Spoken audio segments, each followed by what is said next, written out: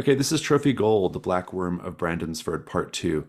We have done our recap off mic, and so we're going to just dive right in. We do have a brand new player today, though. We are joined by Cassidy. Would you please let us know your pronouns and anything else you'd like for us to know about you? Yeah, I'm Cassidy. She, her, and I don't know, I like playing role play games, and I've been very excited for this. And yeah, I have two kids. I don't know. That works for me. We're very happy to have you. And that means we have a new character. And so let's go ahead and meet this character, Alina. Right now, we just need like the basic details at this point, Alina. Your uh, your occupation, your background, your drive is really important. If you want to tell us your skills and rituals, you can do that as well. But and it's okay if you don't know too much about the character's drive yet, because we might get a chance to explore that in play. So tell us about Alina.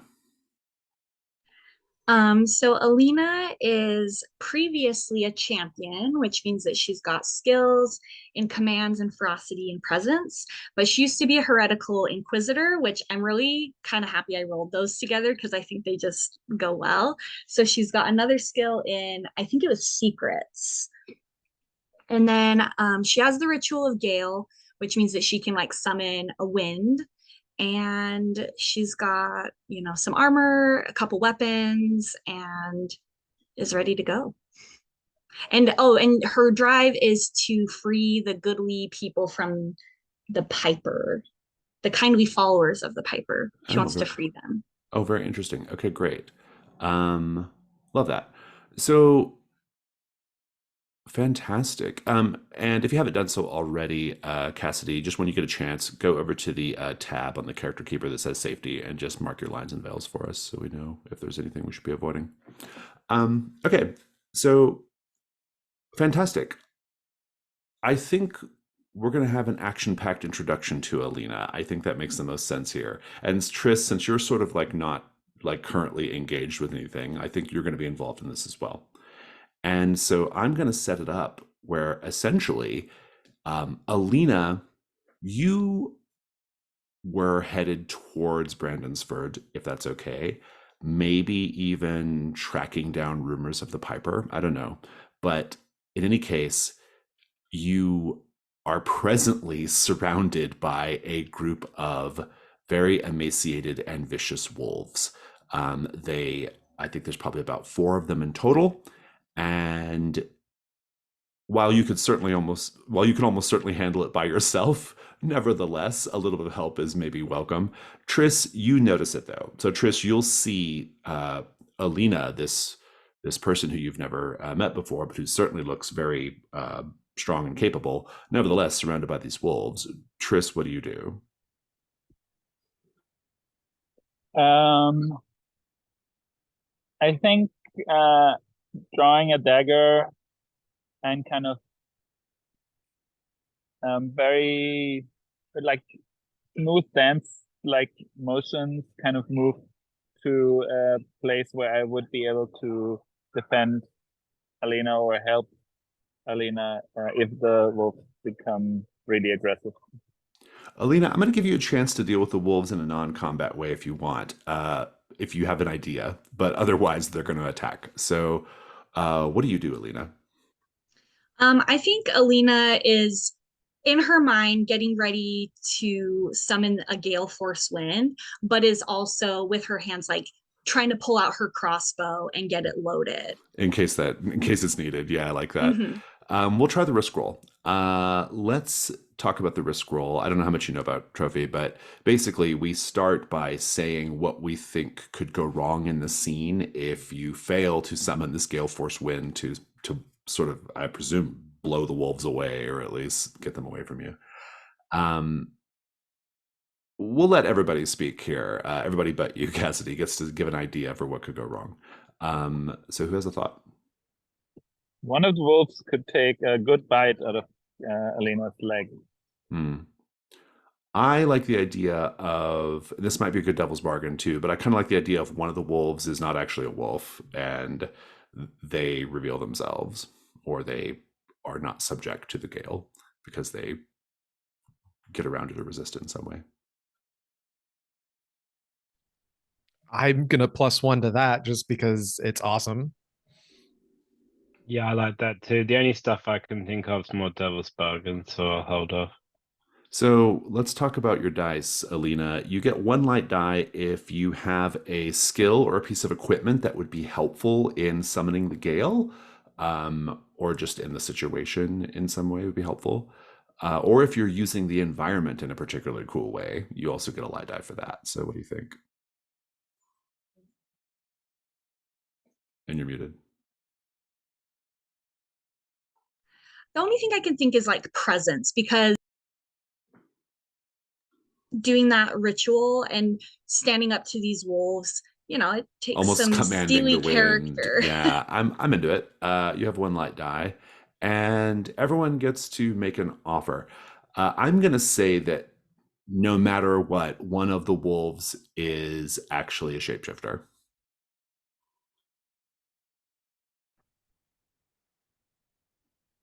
I think mine is that no matter what, a magically infused wind blowing through the forest wakes something up that was asleep in the forest. Oh, that's pretty good. Yeah. 2 interesting options so far. Kevin or Adrian, any offers? No like matter what. Sorry. Go ahead. I was gonna say I like both of those. 2 offers. No matter what, one of the wolves is going to follow you around afterwards. Interesting. So you have 3 offers there on the table, Alina. If you accept one of them, you get an extra light die for your die roll, but you can reject them as well. I like the idea of the wolf not being a wolf, but I kind of want it to kind of like mark me, follow me a little bit. I can think that combine would them. tie in Yeah, with I can the make it hyper work. thing. Yeah, I can make it work. Okay, so you got 2 light dice, and you have to put a dark die in your pool because of the ritual. And so if you head over to the die roller, which I linked in the chat, you'll see on the left-hand side, all the rolls are over there. Just go to the risk and then enter 2 light, 1 dark. Hey, very good. So it's a 6 dark. Dark always trumps when 2 of the dice tie. For people watching the video, it was a 4-6-6. The dark die means that being high and higher than your current ruin means that your ruin does go up by 1. We'll see what that means in a moment, but you get a full success here. So go ahead, if you're ready, go ahead and describe, give us your moment, your big magic commanding the wind, getting these wolves away from you. I think what Alita does is she has like a little like herbal pouch that she keeps that has like a little component to do this ritual.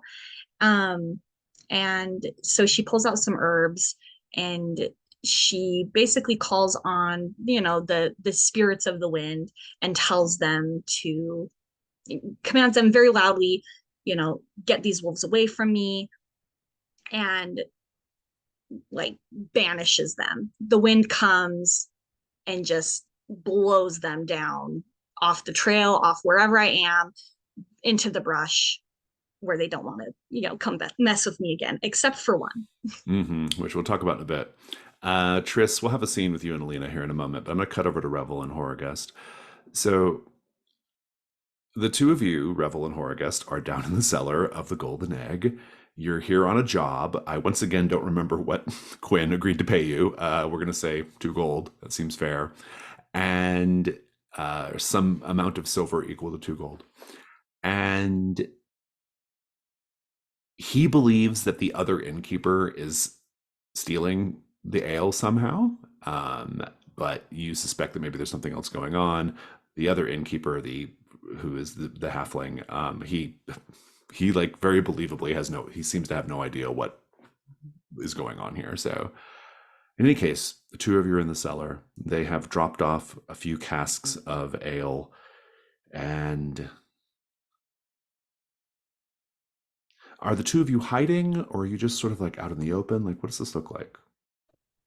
I think Horrorgust could actually combine 2 of his rituals, the glass one and the rest one, to apply the transparency to Revel as well. So we could both perhaps be transparent. I like that. I don't need a die roll since you've got plenty of time to prepare. Lots of So sigils needed, carved on the floor, extra preparation, etc. yeah, that's good. Revel, you okay with that? Yeah, that's fantastic. I was just planning on being good value Aragorn sulking in the corner. Yeah, exactly. Great value. Yeah, good joke. Fantastic.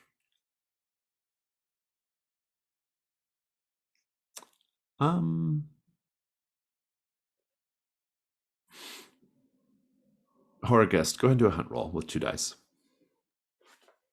So yeah, someone's mowing their lawn outside. So if you hear that, sorry, I'll I don't think my It headphones. sounds fine. Go ahead. Oh good, I think my headphones have cut it out.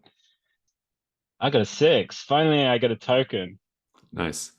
You get a token. What you learn is not dictated by the die roll. I tell you what you'll see regardless, but you do get a token. That's very helpful. And you don't encounter anything terrible. In fact, keeping with our tone in this module, it's a very like kind of lighthearted explanation. As you're sitting there watching, a couple things happen. One, you notice the door, the lock to the cellar. You can actually see the mechanism turning on its own, and then a little bit later, you can see one of the casks being lifted into the air, apparently by nothing. The stopper being pulled, and then you see the glug glug glug of the ale being poured out into an invisible vessel where it disappears. And this goes on for a time until the cask is empty, and then the next cask floats up into the air, the stopper is removed, and there's more glug glug glug. This is your job, Revel. Are you going to try to stop it, or are you just going to report back what you found? Well, it wouldn't do well to report an invisible theft. So yeah, let's go ahead and step in. We're gonna go ahead and I'm assuming there's some kind of invisible thing there. So if we just reach out our hand, we're hopefully going to grab something. You will. And indeed, when you reach out, it'll startle the whatever is doing this, which will drop the cask, and they become visible. What you see before you is a rather small fellow, I'd say about 3 feet high, with quite distended features, very large ears, very big hands and feet. Clearly a goblin or a fae of some sort. And he says, "Oh, sorry, I didn't mean to. I didn't see you there. Very, very clever trick." That would make 2 of us. You got a really little fancy trick there for hiding from sight yourself. So, hi. I believe you didn't pay for these. Well, payment is such a well, it's a very human concept, isn't it? Money, transactions, all that sort of thing. My understanding is Fae are pretty well known for bargains as well. Some of us are, yes, yes. That is a bit of a generalization, but I'll let it slide. And then he says, "Well, I suppose you're going to tell the proprietor of this establishment what's been happening." That is technically my job, but I'm always keen to hear both sides of the story. I'm sure you have some kind of heartfelt reasoning for why you would be stealing alcoholic beverages from the cellar of this establishment without paying. He says, "Oh, yes, a very, very good reason indeed. You see, I'm quite thirsty, and I really, really love ale. My name is Naganin, by the way. I'm a Cluricon." I'm afraid I'm unfamiliar with that specific type of fae, but regardless, I am gonna have to report this to Quinn if you don't mind.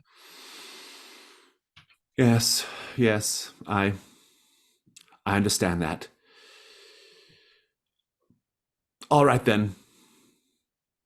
All right then. Perhaps we can come to some sort of agreement, which may or may not be written down in paper. You might or might not be able to characterize it as a contractual agreement. I was wondering how long it would take for the bargaining to begin, but I think that it's time that we honor the customary rituals of this exchange, and our Bargus will pull out his bell and start ringing it and saying, "We meet as equals." Very good. While this is going on, we'll cut over to Tris and Alina. Let's just have the scene. Tris, you were about to step in to help, but Alina dispatched the wolves pretty well, it seemed. Take it away. I think Tris kind of puts the dagger away and kind of strides over, looking Alina up and down and kind of realizing that she doesn't actually need any help, it seems. Quite impressed by the presence that it kind of seems to have imposed on the wolf, and says like, "Hello, my name is Tris. They call me the Quick-footed. I wonder if whatever it is that you've been doing here with the wolves also would work on a dragon. They say there's a dragon in these woods, you know?" A dragon? Have you heard anything about a piper? I'm looking for one. I But mean, I can play all sorts of instruments and sing a good song and play a good tune, but I feel that's not what you're looking for. no, I'm afraid you might be a piper, but I'm looking for the piper. But yeah, I suppose that this would work on a dragon. Why are you looking for a dragon? Many reasons to look for a dragon, right? Excitement, treasure. I think it's all of these.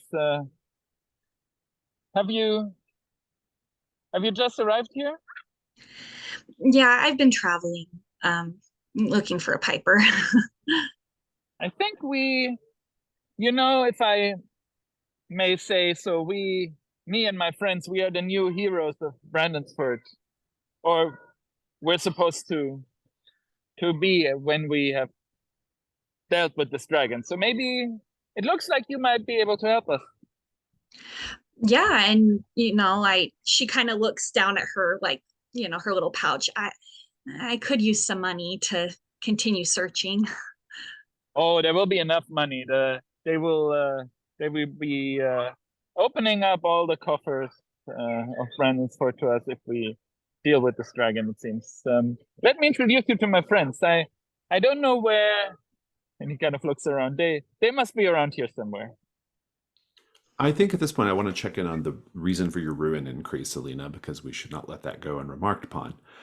Your ruin's gone up. It doesn't mean you sustained any injury necessarily. I think it might have something to do with maybe something a little bit more metaphysical in nature.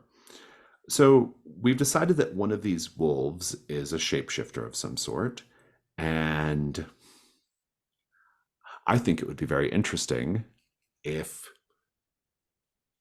we see, as the two of you are heading into Brandonsford, if we see coming up from the brush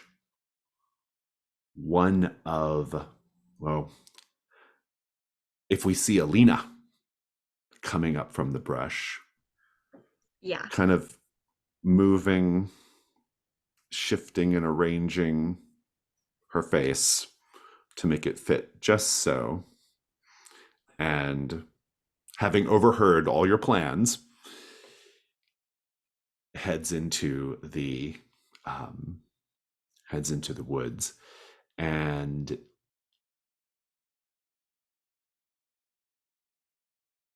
I'm still not really sure where the ruin is coming from, but we'll get there. But I kind of like this as a start. Okay, so let's go back to the other group. Now, I am, of course, loath to participate in unflattering tropes of my kind, but as it turns out, I have a pot of gold.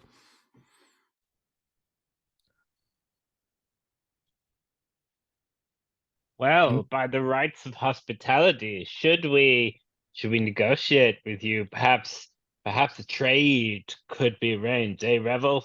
Bit of a trade. I require nothing so elaborate as that.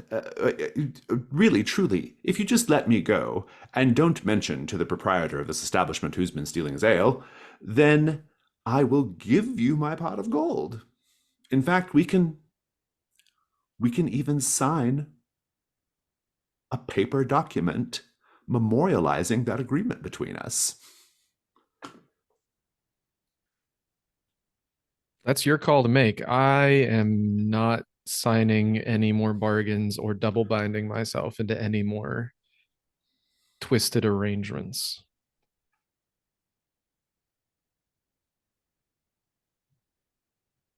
Not even for a pot of gold? A whole pot?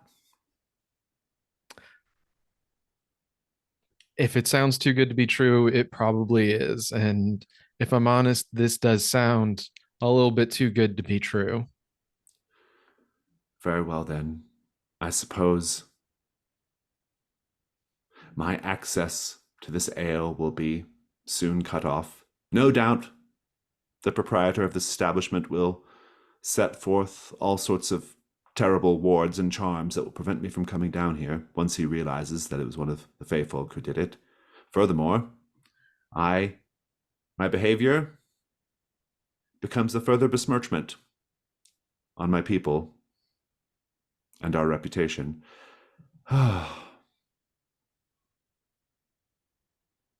Just pat him on the back. Just say there are worse things in life. You'll find another source of ale, I'm sure. Find more mischief to get up into. Yes, well. All right then. Might I suggest a compromise, gentlemen? Why don't we are treasure hunters, Revel. We hunt treasure. It's in the job description. So perhaps we should let this fellow escape, but then, give him a head start, and then we'll tell the innkeeper that about what happened, and then he can escape. And we can also sign this contract. I believe I can ensure that it is a fair agreement. The bells guarantee it. No, I don't enter into these bargains anymore. I've done it. I'm curious, is there a connection to your drive why you don't do such things? Well, not directly in this case, but I think Revel is a bit more loath to enter into bargains like this after what happened with the Witch of Navask. Do you care to tell us about that a little bit more? You can be out of character. It's up to you. I don't save it. It's more I don't have the exact story wrapped around in my head yet, but yeah, I just don't think Revel is. He knows that these things can be more binding than they let on.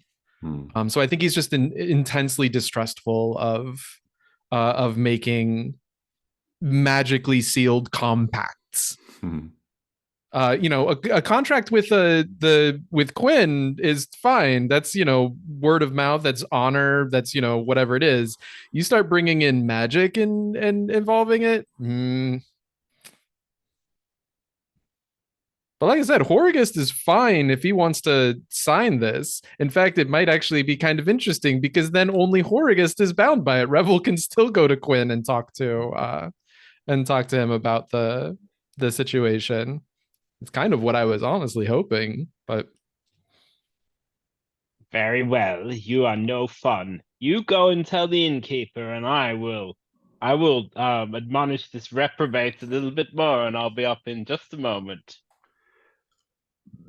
Naganin is upset because I think he doesn't want his situation to change here. He likes being able to come in. He might be willing to only steal some of the ale if we're bartering here or whatever.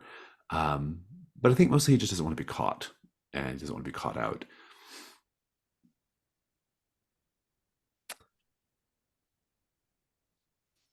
Also, I'm perfectly fine with Revel being a jerk here. Yeah, there's a pot of gold, but that's a pot of gold someplace else in another place. Quinn has promised us 2 gold. Now, maybe he won't follow up on it, but then that'll be its own problem. Well, Naganin says, well, while you're all figuring this out, I'm going to just go. And do you stop him from leaving? No, it wasn't part of the bargain. I just have to tell Quinn what's going on. And so, yeah, I'll tell him, better run fast. And then we're going to head up and talk to Quinn, I think. Tell him what's going on. He becomes invisible again, and you don't see him or where he goes. We'll kind of fast forward through the conversation with Quinn, but basically, he feels a little put out because he feels like now he owes an apology to, I can't remember the name of the halfling who runs the other establishment. I'll get his name real quick. Bentley, yeah, he owes an apology to Bentley. But he's happy to have the truth of the matter out, and he will be, well, he says, maybe there's something else you could help me with. Is it worth the equal to or greater than the value of a pot of gold, sir? He gives you kind of like a sideways glance, and he says, that was almost certainly fey trickery. I'm sure there's no actual pot of gold. He says, I will now be in desperate need of very powerful anti-fey charms, and there just happens to be a alleged witch in the woods who creates such charms. Maybe you could go and retrieve some for me. Oh, you can cut the middleman right out. So if you give me but a few hours, I will create you a collection of apotropaic bells to fill your inn with, and you will never see a fey again. I think as the two of you are having this conversation, we'll say it's outside of the cellar, outside. Tris and Alina will be kind of coming up, so we'll put the group back together now. And it's probably like getting late in the day at this point. I think I just want to go around the table and find out what everyone's interested in doing out of character, and then we'll kind of figure out what the scenes look like. So, Revel, what are you thinking? You will get paid, Revel. You will get paid the amount of silver you were promised, which is equal to 2 gold on your tracker. Fantastic. And I'm curious, what will you be doing next, or what do you want to do next? I'm kind of torn now that Revel knows that there's a witch. I'm floating between whether he would want to go and explore that option or avoid it like the plague. Yeah. The other sort of lead I think I might be interested in pursuing is the burial mound, Brandonsford, those rumors. Mm-hmm. Those are kind of the things I'm particularly interested in. Okay, sounds interesting. Well, Alina, you can be caught up on everything that's the group's been up to on the way back to Brandonsford. And so do you have anything in mind at this point, or what do you think? I think Alina, I think she would be okay going to the burial mound, because obviously a treasure that wealthy would be worth a lot of gold. Indeed. I also think that she would be totally on board with going to the witch for one of 2 reasons. Either to like get anti-charming things so that she can get things to, free the followers of the Piper, or she's a former inquisitor. She's used to passing judgment on people, so she wants to know what's up with this witch. Like, is she good? Is she bad? Is she turning people into shrubs, or does she have good things? Interesting. Well, the witch's cabin is, from the rumors you've heard, is in the direction of where the barrow mound is. So you may have to pass by it anyway if you go in that direction. Horicus, what do you think? I think basically Haragastus got a bit of a thing for burial mounds and barrows, so he'll go as well. You He, started your he, he character in a barrow yeah, I mound, had a didn't you? Yeah, Bruhara and a Beast and a that's right. barrow, you Yeah, know, yeah. oh, good times. But I'm also very interested in this witch and figuring out if if there's anything that can help the blacksmith with, and you know, that sort of subplot. Also, yeah, I desperately want to make some money by finding some secrets. But I am happy to sell anyone who wants them magic warding fey bells, because I Fey can I bells. can Yeah. I can absolutely do an economy of scale thing with this. I like it. Very good. Tris, what are you thinking about doing?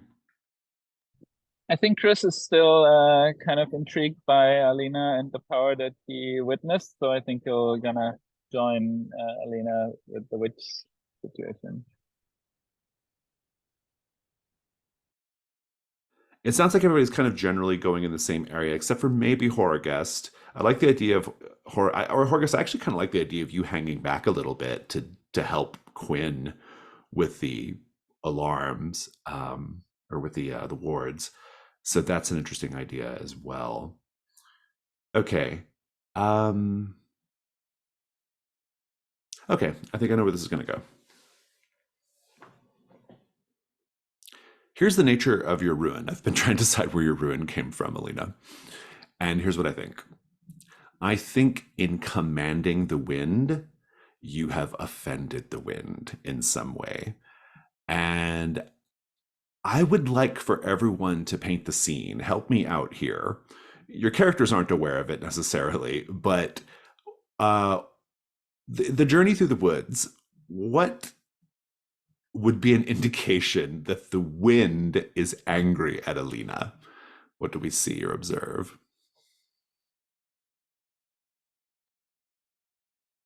I think when the wind would normally groan or the trees would groan, they make these kind of like noises instead.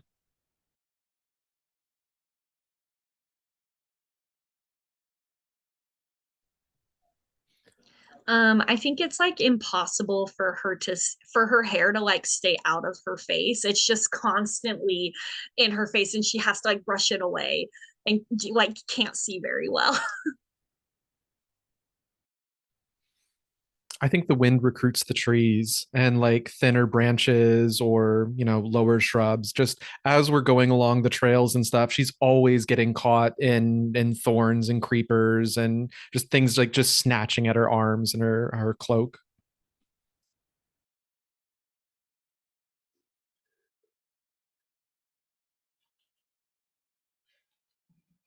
Anything to add, Adrian? I don't think so. I know. So I think we're going to memorialize this, Alina, by giving you a condition, which is going to be, I'm just going to give the condition enemy of the wind.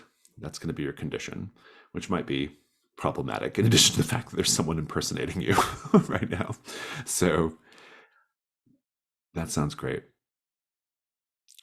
Horacus, give me a little bit of this warding process. Give me a montage here. I think everyone like you know, Bentley and the Blacks Warwick and everyone's just like watching like in bewilderment as Harrogast just covers the eaves of all of the buildings with he manages to acquire a random assortment of bells and wind chimes and goes around like carving the runes of the rest ritual into them and transferring, like banging them against his bells, and it's like this sort of boom, you know, it's just this intermittent at different volumes ringing, and they're all just looking at him, and now he says, "Good folk of Brandonsford, your fey troubles are over. If any of them should attempt to enter your dwellings, they will be forced to entreat with you and talk to you as a friend, and you may ask them your troubles. They will not enter your abode." There is, Horagest, your speech is interrupted by a scream. The scream is coming from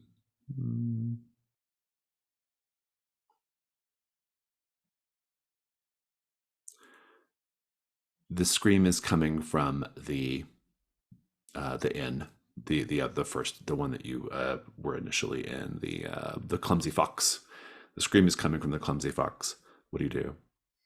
Is anyone shouting dragon? No. Oh dear, this isn't a false alarm. I'm gonna peek in through like a window to try and avoid just stumbling in on some nonsense. Yeah, so it's interesting, right? Because we actually had a murder take place there last time, and the body was disposed of by Tris. That's something we forgot to be reminded of. But Tris had a little paralyzed showdown with one of the with Drop Dead Ned. Tris got the better of Drop Dead Ned, killed him with this sort of hero's dagger, and then made the body disappear. That's not actually that's not connected to what this scream is about, but it is an interesting echo of what you see, which is the wizard Malzazarik the Magnificent, quite dead, stabbed, bleeding out into the Clumsy Fox Tavern.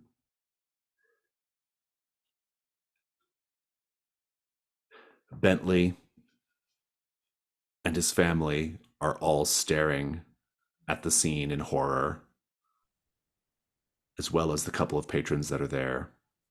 No sign of Lady Hilda, Mal's companion, but you do see this new woman, Alina, standing at the foot of the body, holding a bloody knife.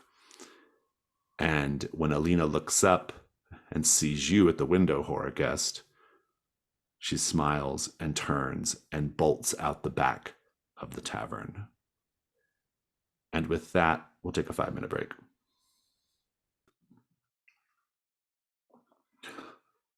Revel, Tris, and Lena, let's talk about the way into the woods. So you have a map, and the map that you won in your gambling before the story began indicates that this pirate treasure is buried north of Brandonsford on the other side of the forest in what appears to be some kind of like where the tree line ends and sort of like some rocky mountainous area begins. The forest itself is bisected by a stream. It's very nearly a river. It's a large stream that runs up the west side of Brandonsford. And it has one crossing if you don't want to cross it on foot. There is one crossing a little ways up, about, I'd say like maybe 2 miles north. The witch is supposed to be located a couple of miles away, deep in the woods on the east side of the stream, which is the same side you're on currently. But so I guess my question is, are you going to follow the stream and then cut east, or are you going to sort of from Brandonsford sort of go northeast, avoiding the stream altogether into the thick of the woods to find the witch? If you're going to even stop by the witch's hut, I think that's still somewhat in dispute. The Barrow Mound is in the north part of the woods on the east side of the stream, far north. What do we think about just generally the journey? Maybe avoiding the stream. I'm fine avoiding the stream, just going through the thick of the woods. Yeah. Okay. Then in that case, on the die roller, somebody roll 2 light dice for me.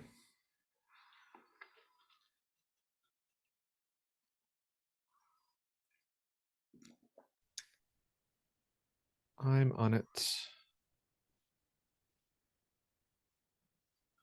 And tell me what it comes up. 2 light dice, 2 and 5. Okay. Oh, very interesting. I think as you are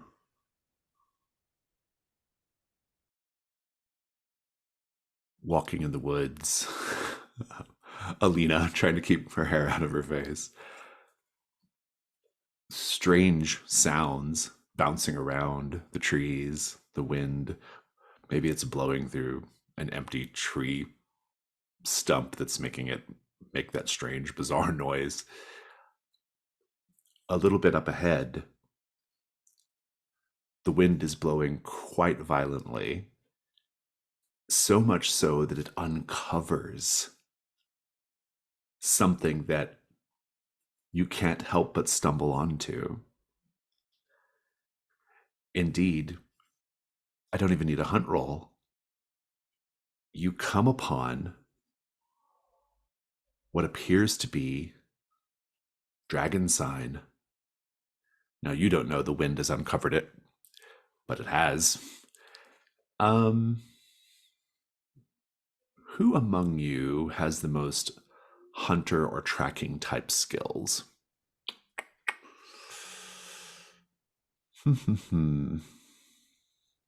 Kind of none of you, if I'm being honest. And so I'll just tell you what you see and you can decide what to do with it.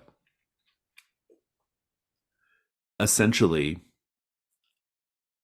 the trees have burn marks following. Like there's one tree with a bunch of burn marks, and then there's ground where there are burn marks. And it kind of goes off in one direction, cuts pretty sharply to the east. Let's just pick up with that scene. I'll interject as needed. Don't these trees look a little bit off, different from just a moment ago?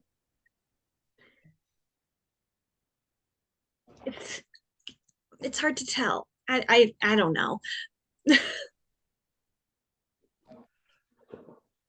And we do know that these are burn, like burn signs or burn marks, dragon signs, right? Well, maybe. Make a hunt roll. We'll see if you can put 2 and 2 together here. I've told you that out of character, but I'm curious what Revel actually discovers. Sure. Oh boy, just a 1 die probably. So we're risking my 2 tokens.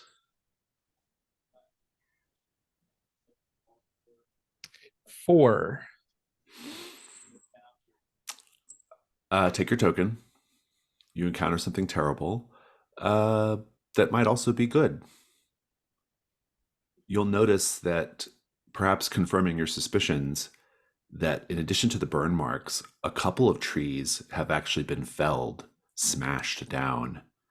Whatever did this is big enough and bulky enough to push trees down to the ground and flatten them. Also, you'll notice very distinct, well, you almost missed it, but a little eddy of wind blew across some branches and grass and showed deep claw gouge marks in the ground as well. I think your dragon is this way.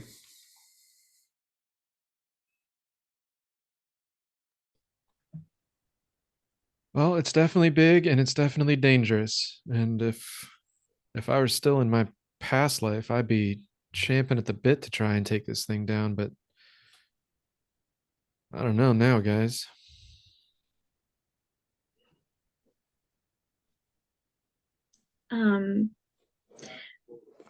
But you know, it could all come back to you, right? Like if we come across it, like Maybe we should just go take a look. Just go take a look for a giant Yes, I mean, dragon. yes, we just so we know whether it's really there. And it's not every day you have a chance to see a real life dragon. I suppose that so. way we don't know which way not to go, you know? Well, just take a look. Come on, it's can't be that bad. We'll stay away. All right. Let's go do this. Horrorguest, you see Alina, the person you just met a few hours ago, having seemingly just murdered Maz. What's his name? Maz. I keep forgetting these characters' names. Mal Zazarik. And then runs out the back. What do you do? Well, I mean, Mal was a charlatan and an idiot, so I wouldn't go as far as wanting to kill him, but I'm a bit concerned that if someone's killing hapless adventurers, they might go after my companions next. So I think I better figure out what's going on, because maybe this Alina is like an assassin that someone we pissed off in Fort Durin hired. Who knows? So I better go find out what's going on. What do you do? Do you run around towards the back, or do you go through, or what's your approach? I think I'm just gonna chase Alina. Yeah. I like this. Let's do a risk roll.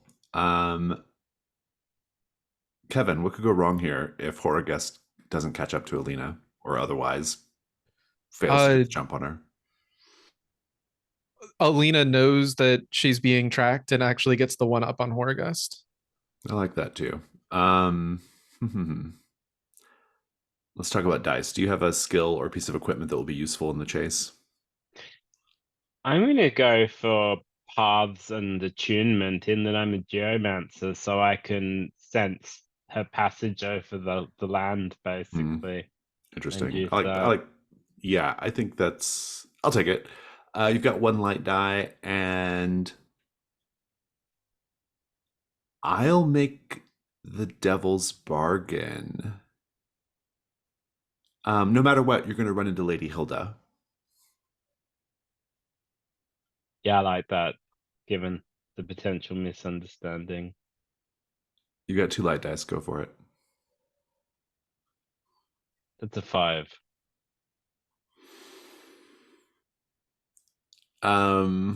There's a complication, but I'm not going to state what it is out loud.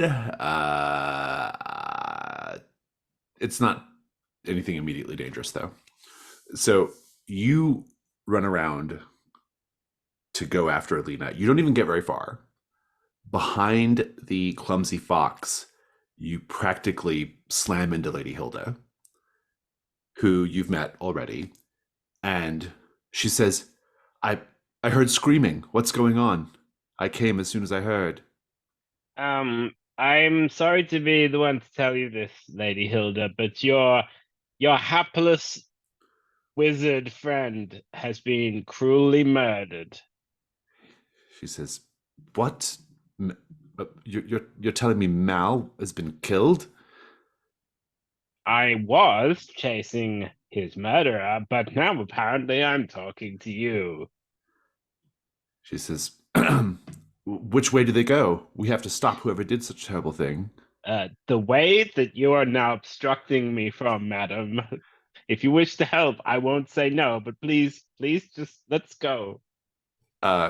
She does get out of your way, and you can go continue pursuing down the alley. She says, "I'll be right behind you." And she goes to the inn, presumably just to confirm that Mal actually is dead. Do you continue? Did you continue to give chase, or to chase? Okay. Yep. Good. You will succeed because you got a 5.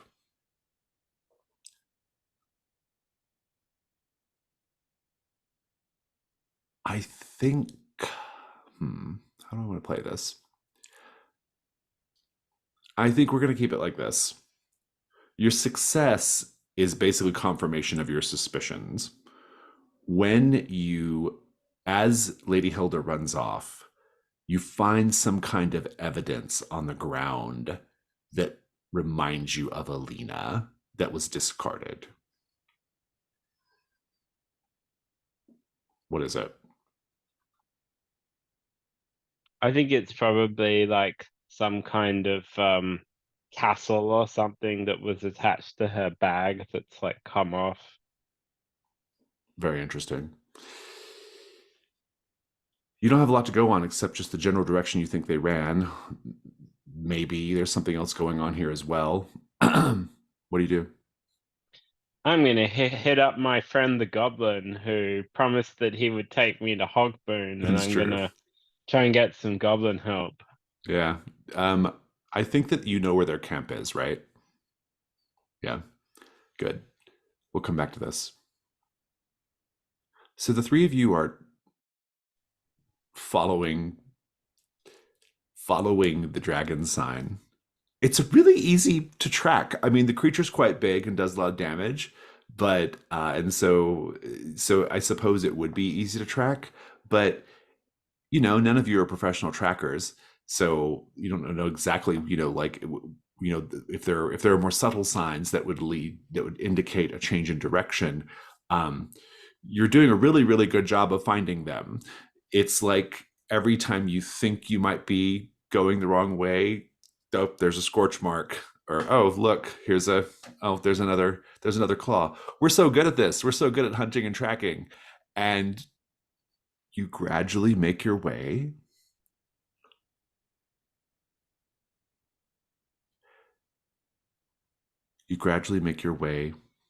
to a hole in the ground where all of the dragon signs seem to end. A very large hole in the ground. Tris, what do you do? I think is there like, is that open? There's no trees around, or what does it look like there?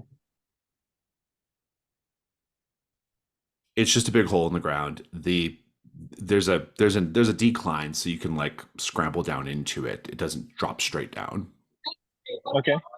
I think I'm kind of slowly creeping forward, trying to get a better look inside, trying to just kind of tell the others, like, stay back for a second, I'll take a look. Do a hunt roll.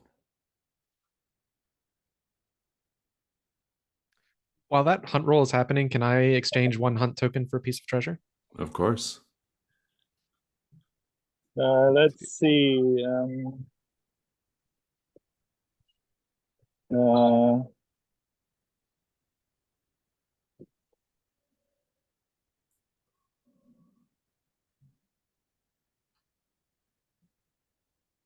I mean, I do have the evasion skill, so I'm trying to kind of not get noticed. Does that work? I'll take that if you're trying to be like kind of sneaky about it.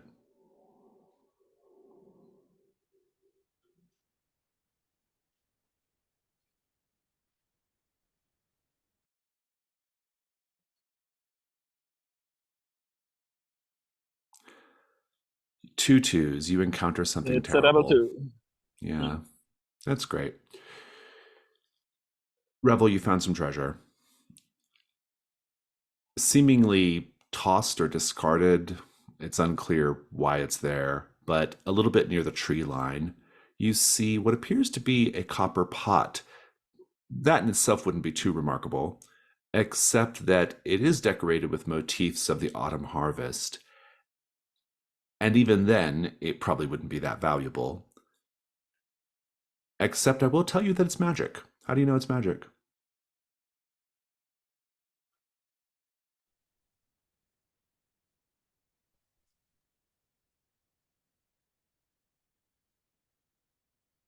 I think there is a I think there is a pleasant odor to it that, if you understand magic, particularly autumnal witchy magic, you would recognize it as either a blessing or endowment that's been placed on it. Indeed, the odor actually smells like, it has the smell of your favorite meal from back home, which is what? It's a type of uh, basically a savory cinnamon roll. It's a cheese bread that's rolled and then sliced into the same sort of pattern as a cinnamon roll, but it's very savory, herby, cheesy, very decadent that way. Alina, what are you doing in the meantime while Revel's finding this pot and Tris is looking over the edge of the hole? I think that she would be like kind of getting ready, like maybe getting her crossbow ready, like in case something pops its head out, that maybe she can shoot at it. Moments before you arrived, a baleful wind blew down into the hole, and there it tickled the nostrils of the creature inside the hole, causing it to awaken from its slumber. The creature, helpfully, is black, and thereby allowing it to be incredibly well camouflaged in the hole. What appears to be just the blackness in the hole from the sun not being able to penetrate down into it is in fact the great black mass of the Wyrm lying just inside the hole. Tris, as you approach, believing you're being very incredibly stealthy, Of course. you get within a few feet of the lip of the rim of this gap in the earth, when the blackness suddenly breaks with two big yellow eyes staring at you. The black Wyrm roars out of the hole, perhaps knocking you back a little bit, landing really hard in the center of the clearing where the three of you are at. Alina, you have the crossbow ready to go. Revel, you are there. Everyone's kind of taken by surprise. The black Wyrm has an endurance of 12, and it's ready to fight you. Let's cut back over to Horagust, though. Horagust, Goblin camp. It's not far. We've established it's pretty close to town. We didn't quite indicate where it is in relation to everything else, but I'm going to say it's a little, we'll just say it's a little south, a little southwest of the town, a little bit near the stream. So unfortunately, you're nowhere near your companions. What are you hoping to accomplish with the goblins? Do you actually want their help in tracking down whoever did this, or do you want to just go straight to Hogboon? You'll recall they're actually on the outs with Hogboon right now, but you know. I would settle for information about the can or the worm, because obviously I don't know what's going on, or the treasure, or about this doppelganger. So I'd like to sort of sit down and ring my bell and have a nice audience with Hogboon and be assured that all the proprieties will be followed. I think the goblins, there are, 3 or 4, as I recall. They're there. They see you coming. And they have a little anxious sigh amongst themselves. I think they thought maybe you weren't really going to take them up on the part of the deal where they take you to Hogboon. But nevertheless, they greet you amiably. Oh, we thought we weren't ever going to see you again. Yet here you are. Well, joke's on you. I like to honor my agreements, so I beat you fair and square, and here I am, so take me to the king. Well, we have to trek quite a few miles to get to Hogboon's castle. It's about, and I think he tells you it's like a good 10 miles away. Tell me, do you know anything about a woman that was running through the forest not too long ago? I'm on the trail of a murderer. Make a hunt roll. Can I use the bells as my Oh yeah, I like that. die? Yeah, I like this. I'm just gonna gratuitously ring the bells. For some reason, they really respond to it. They're like, "Oh, I guess we have to." I Oh, not guess, again. I got another 3. That's my 4th 3 of this game. yeah, that's rough. Okay, I'll think about it. I have to think about what's going to happen here. Let's go back over to Revel, Alina, and Tris, presently fighting the Black Wyrm. So, Alina, you since you have your crossbow, you can engage the ranged combat rules. I actually have to look them up though, because I can never remember how they work. Because when we were developing this game, we changed the ranged combat rules about 90 times, and I can never recall what we settled on. But it is in the book, and so I'm looking it up right now. But if I recall correctly, it will allow you to lower the creature's endurance, which could be a great help because endurance 12 is going to be a really hard fight. Let's take a look here. Okay. Ranged combat. Safety tools, anatomy incursion. How to play. Combat roll, risk rolls, ranged combat. Ranged weapons, such as bows, crossbows, slings, and thrown weapons, can be treated as any other weapon we use in combat. Okay, so you can just use it as a regular weapon. You don't have to do the ranged rolls. However, ranged weapons may be used to reduce a monster's endurance by putting your ammunition, and therefore the use of your weapon, at risk. You have 3 slots there. You'll notice those next to your, on the character sheet, next to your weapon. Basically, you make a risk roll to reduce the endurance, but instead of devil's bargains, you add a light die for each unmarked slot of ammunition you're willing to risk.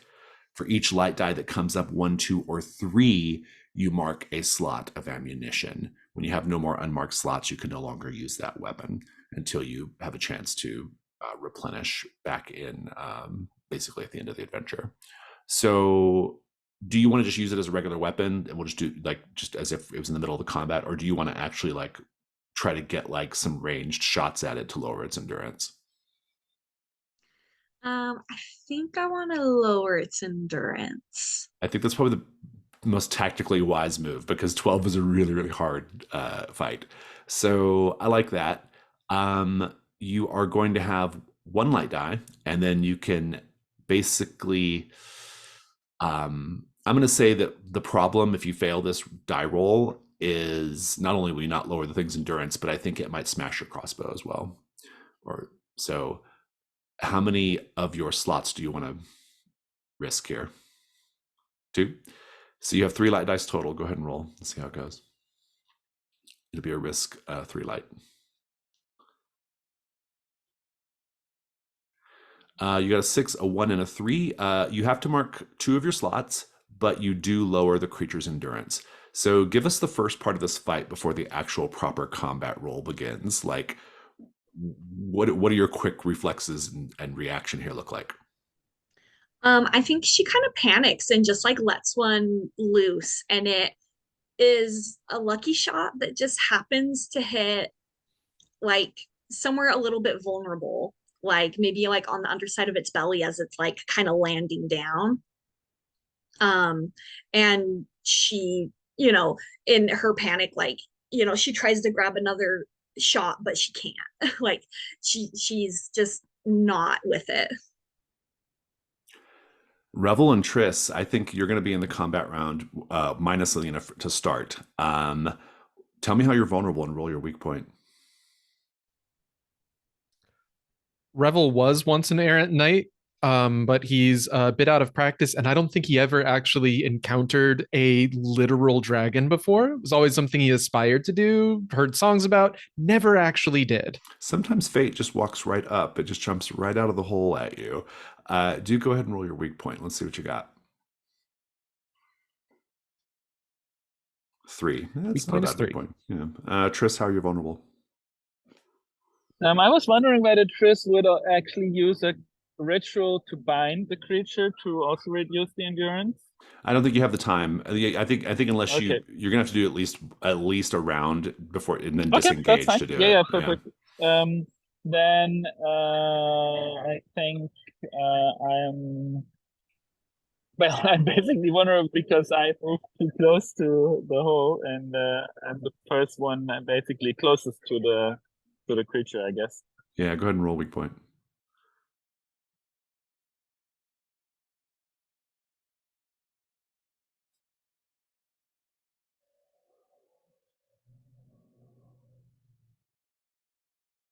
Did you roll?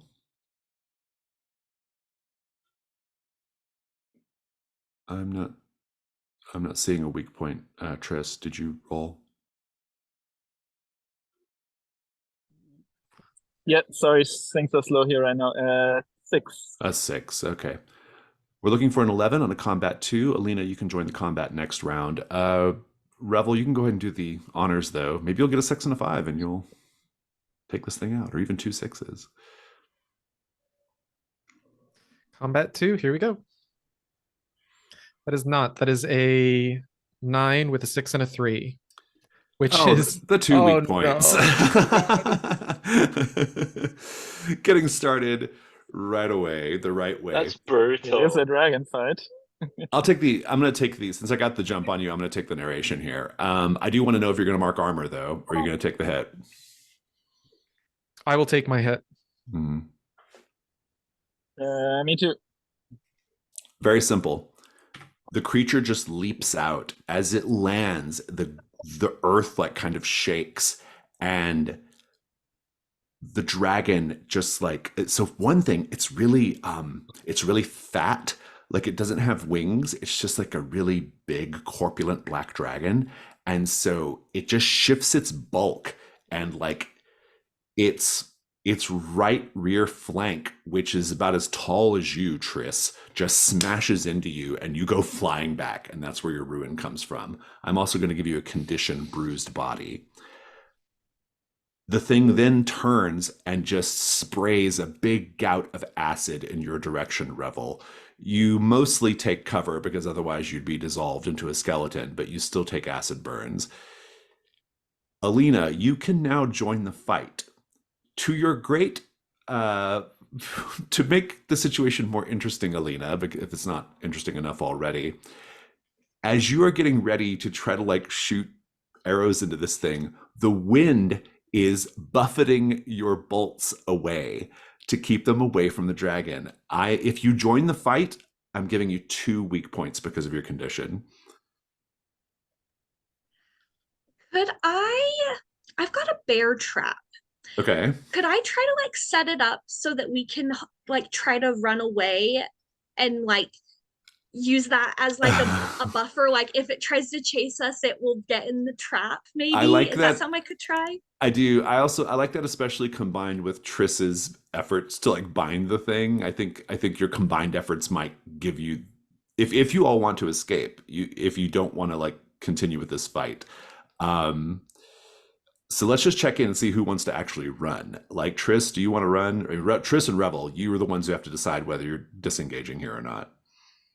I'm staying for at least one more round. Me too. I'm also staying. Yeah. They're staying one more round, Alina. You can be preparing your bear trap, though, if you want to let them go around by themselves. Yeah, I think it would take a minute to get it out and like set it up and everything. So I think it makes sense that it would take a round for me to do that. Tris, combat 3, looking for 11 on 2 dice.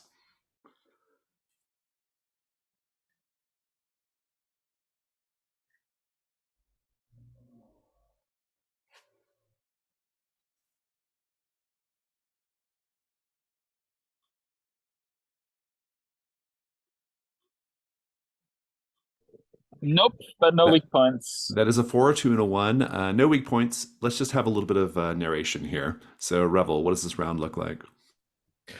Revel kind of recovers from being shaken from the acid wounds and engages the dragon in close combat, and looks like a bard song night.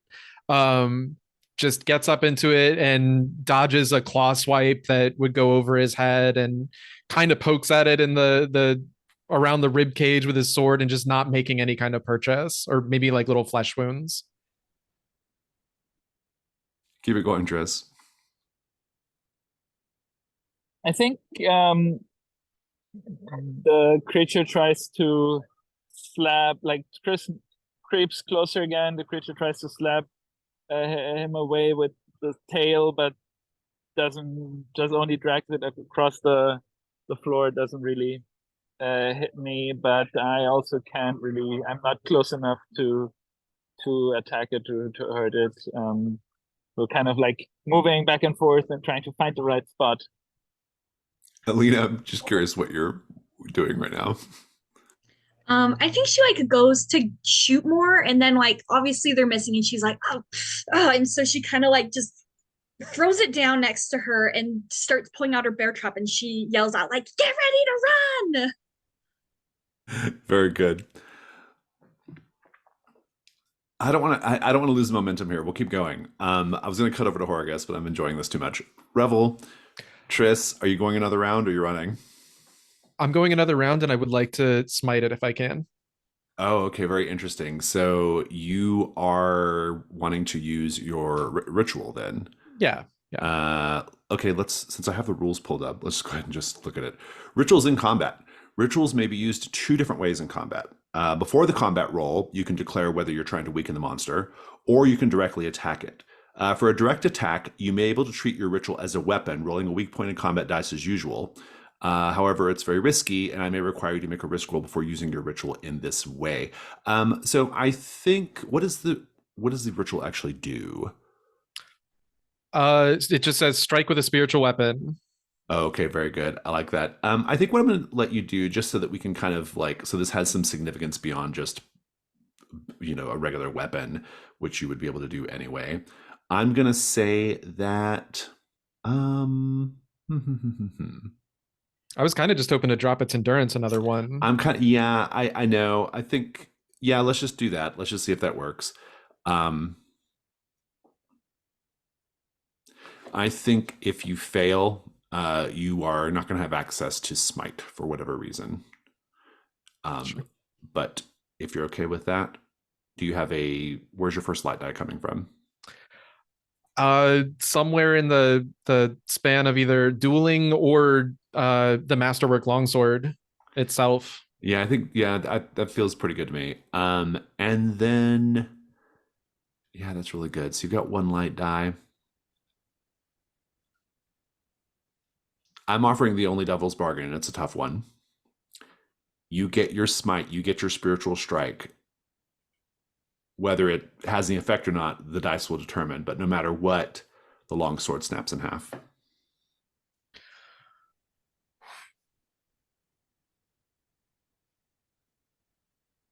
If I lose that, then I'm kind of out of the combat. So I think I have to say no to that one.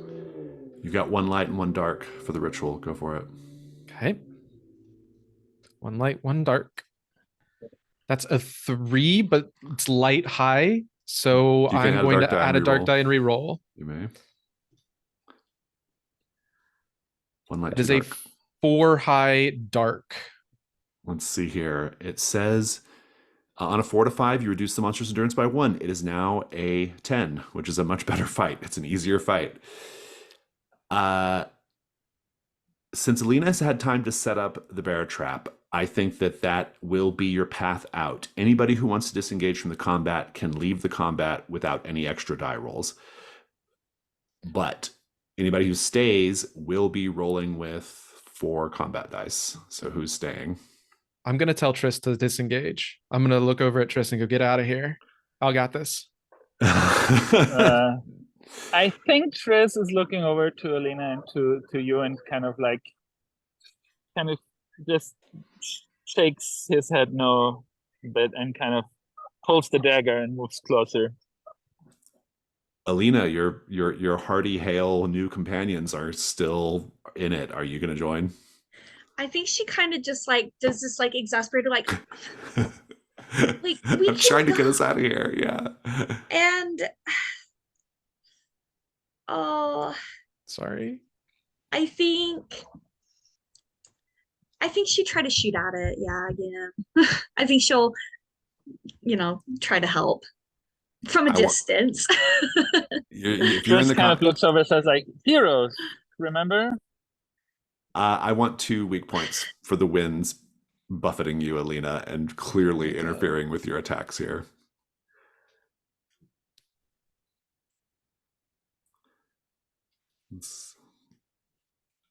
So that's a 5 and a 2.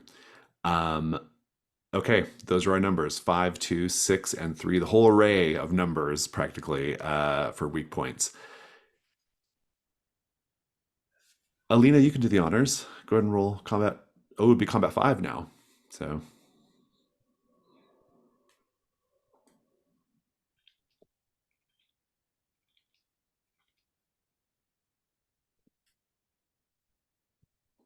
that will do it.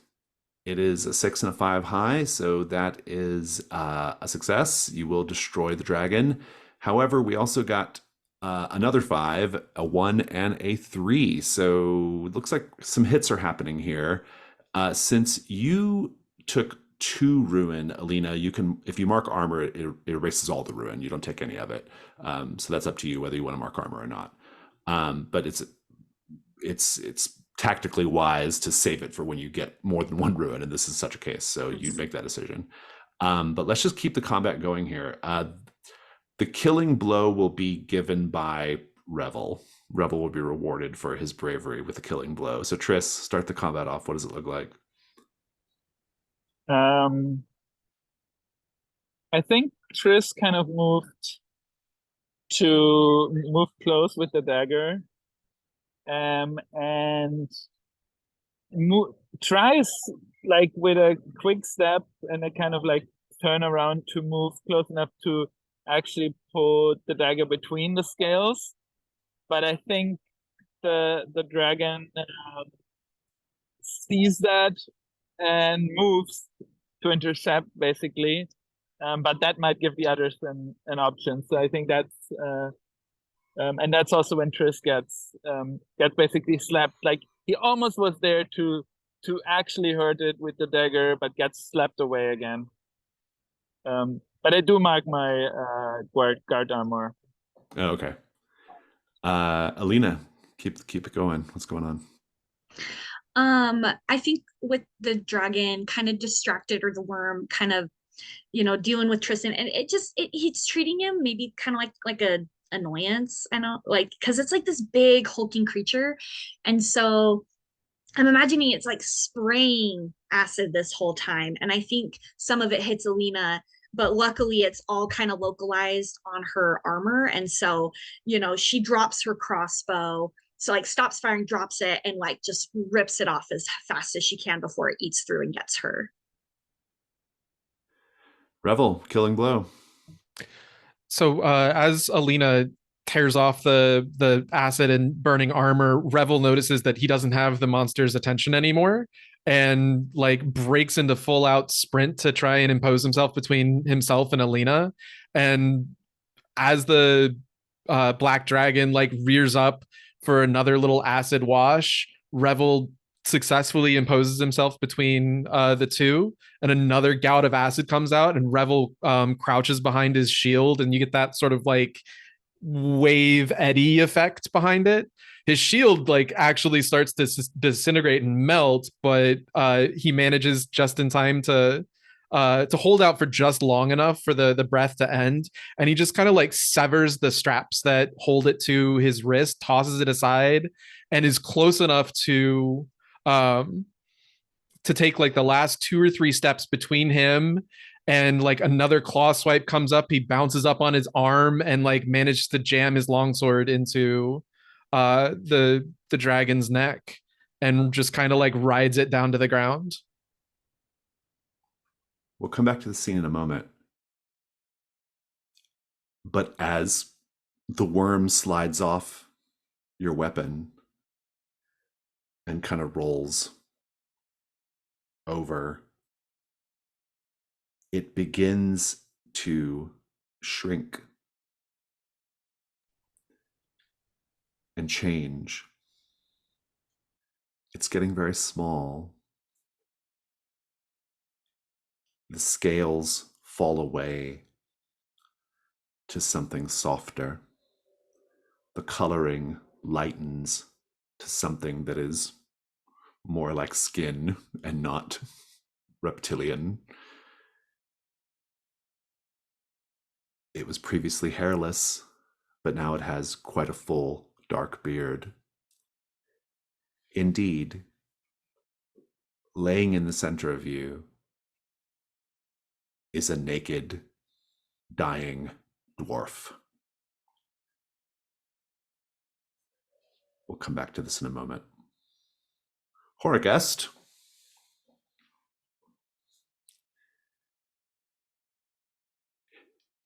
You're trying to get this information out of these goblins. You got a lot going on. There's a murderer running around Brandonsford who you may or may not be on the trail of. You have no idea where your companions went.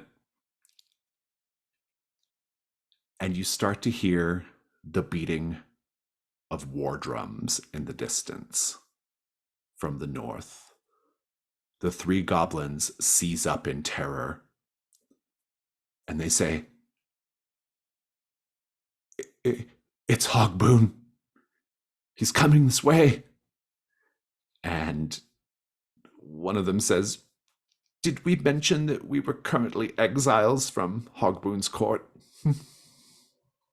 Oh, I'm sure I can put in a good word for you. Why is he coming this way? What have you not told me? This is obviously some kind of trick. They do indeed tell you that the reason why they are no longer in Hogboon's good graces is because they may have accidentally absconded with Hogboon's most valuable treasure. And they may not have been officially exiled from Hogboon's sight. They might, in fact, be on the run. Treasure, eh? And it's Tell me possible, what you it's know. possible, just ever so slightly possible, that last night they might have been trying to work out a situation where they framed you and your companions for the crime, but that's neither here nor there.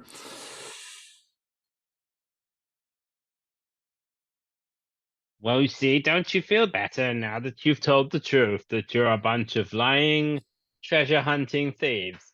And I am too, so where's the treasure? If you tell me, maybe I can make it go better for you. Indeed. Let's take our second break here with everything at an interesting crossroads. We'll come back and see what's going on with this dwarf and its lair as well. Let's talk a little bit about this situation with the black Wyrm and the dwarf. So the dwarf is dying in a pool of acidic juices as the dragon sort of like dissolves away. However, there might be enough of the dragon parts left to at least, well, maybe to sell on for money, but also to prove to the Reeve that you actually did the deed, right? And so let's talk about that first. Let's have a gold roll. Revel, why don't you go ahead and roll a gold 10 and see what you might be able to recover from this.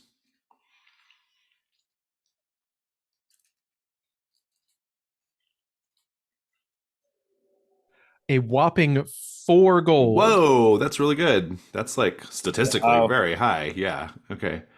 Fantastic. You can each name a remnant of the black Wyrm and put it in your found equipment. It'll be worth 1 gold, and there'll be 1 left over if somebody wants to claim the extra. I think Revel finds it's a bezoar. I'm looking that up. I don't know what that word is. I just learned it because I'm reading The Salt Grows Heavy.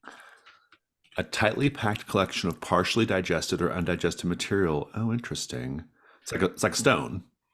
Yeah, and I think in a lot of like magical fantasy, bezoars tend to be seen as like things that witches or spellcasters might use for ritual components. They tend to have a sort of mythological component to them, or metaphysical. Yeah. Fantastic. Alina, Mine is a Tris? basic claw. A claw, very good. Alina, what'd you recover? Eyes, scales, something else? Ooh, yeah, dragon eyeball sounds kind of cool.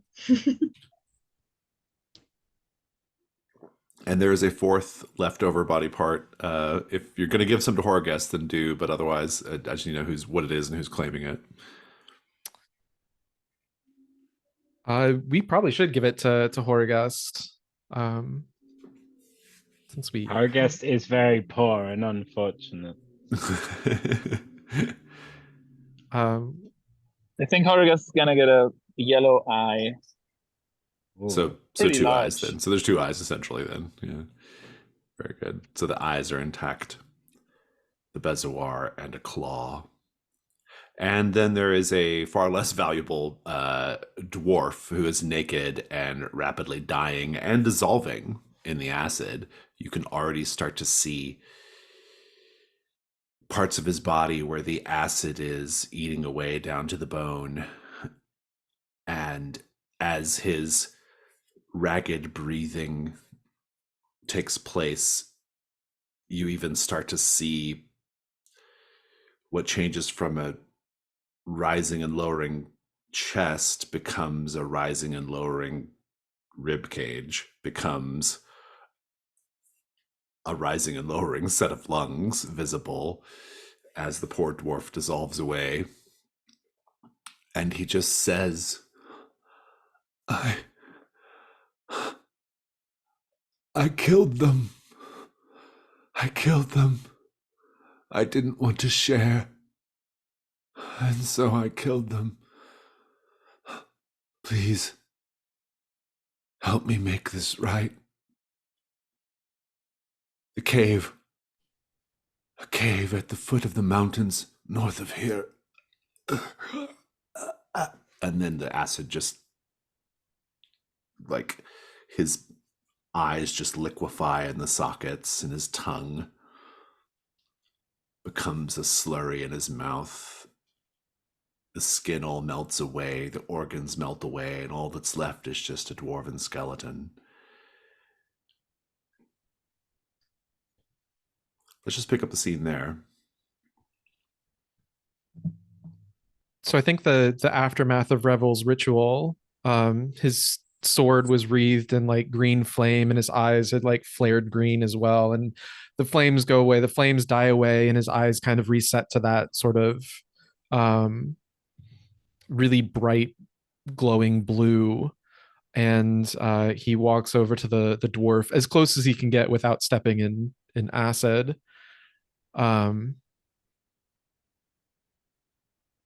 And tries to comfort this dying dwarf, until he passes. It's a little late for that, but yeah. Oh, yeah, a little, or at least stands over him and just sort of like watches before looking into the cave, and then back at the others. And it's never simple, is it? It's never just a dragon. It's never just go here, kill this, come back, it's done. There's always some kind of attachment or story to it, isn't there?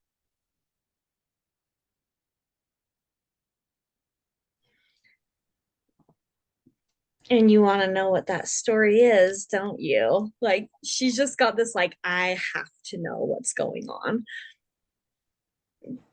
He said it's north. We were going north anyway. We might as well go and see what was going on with him, right?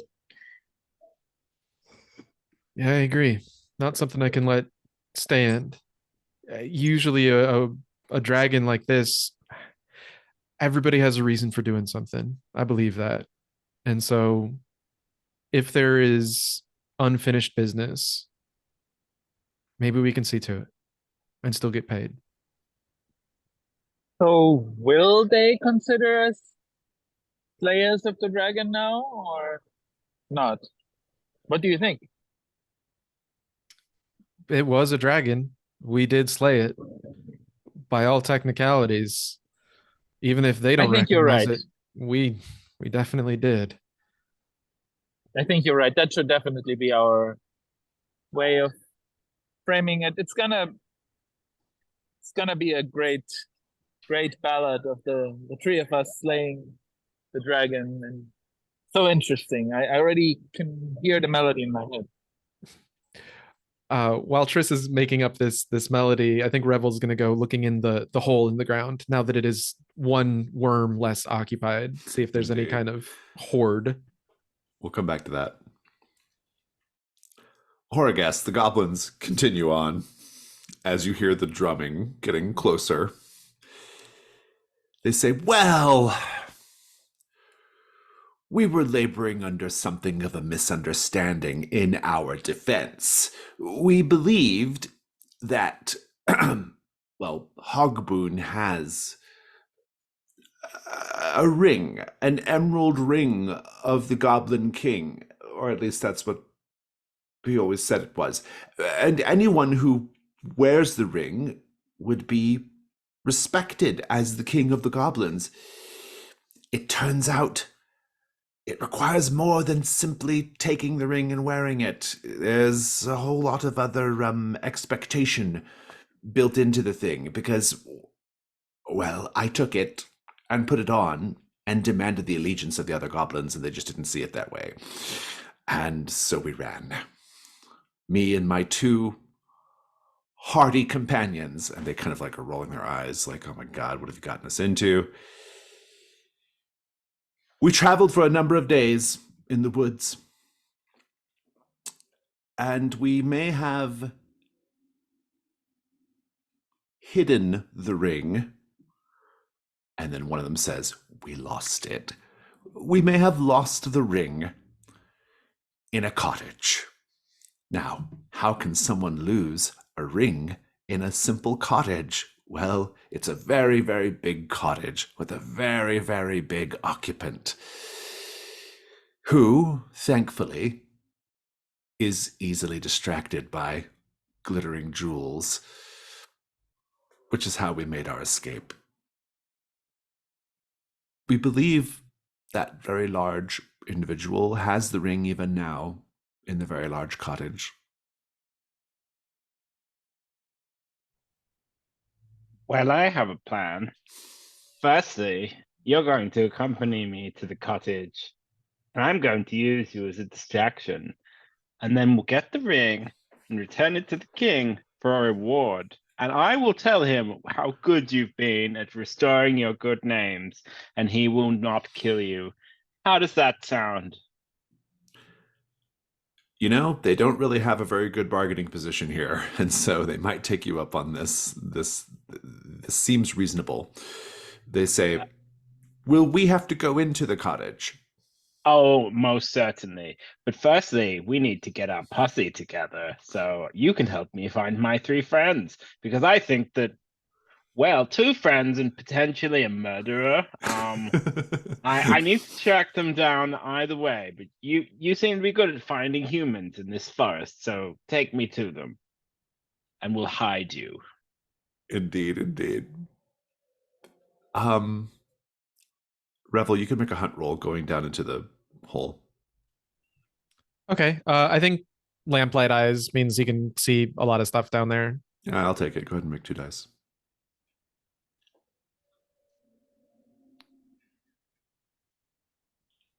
Six. Hey, good. You'll get your token. I'll just give you the disappointing information right up front, but it's complete. Which is this is just a little trap thing, a little sort of hunting stand for the dragon. This is not the lair or the hoard. In fact, it's quite empty down there.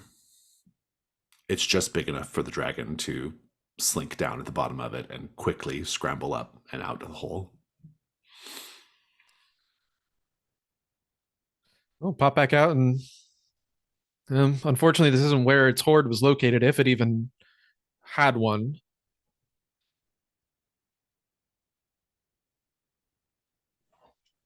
Should we take this all back to the village and get our reward first? We can head back and get the reward, or we can keep going on and say that witch's hut or the cave that it was talking about.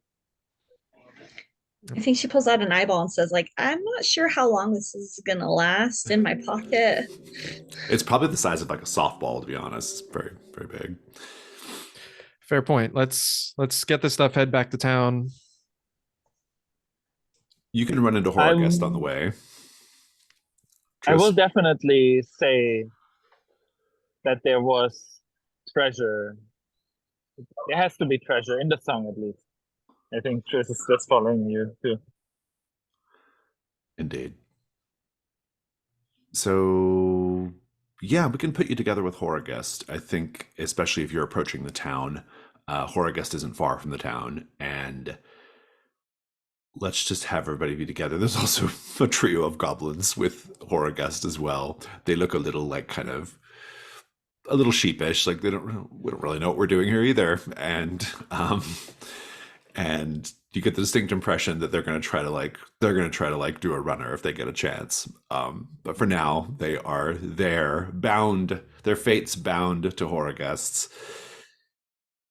Let's just you haven't gone back into town yet. We'll put you all together. And what's everyone doing here?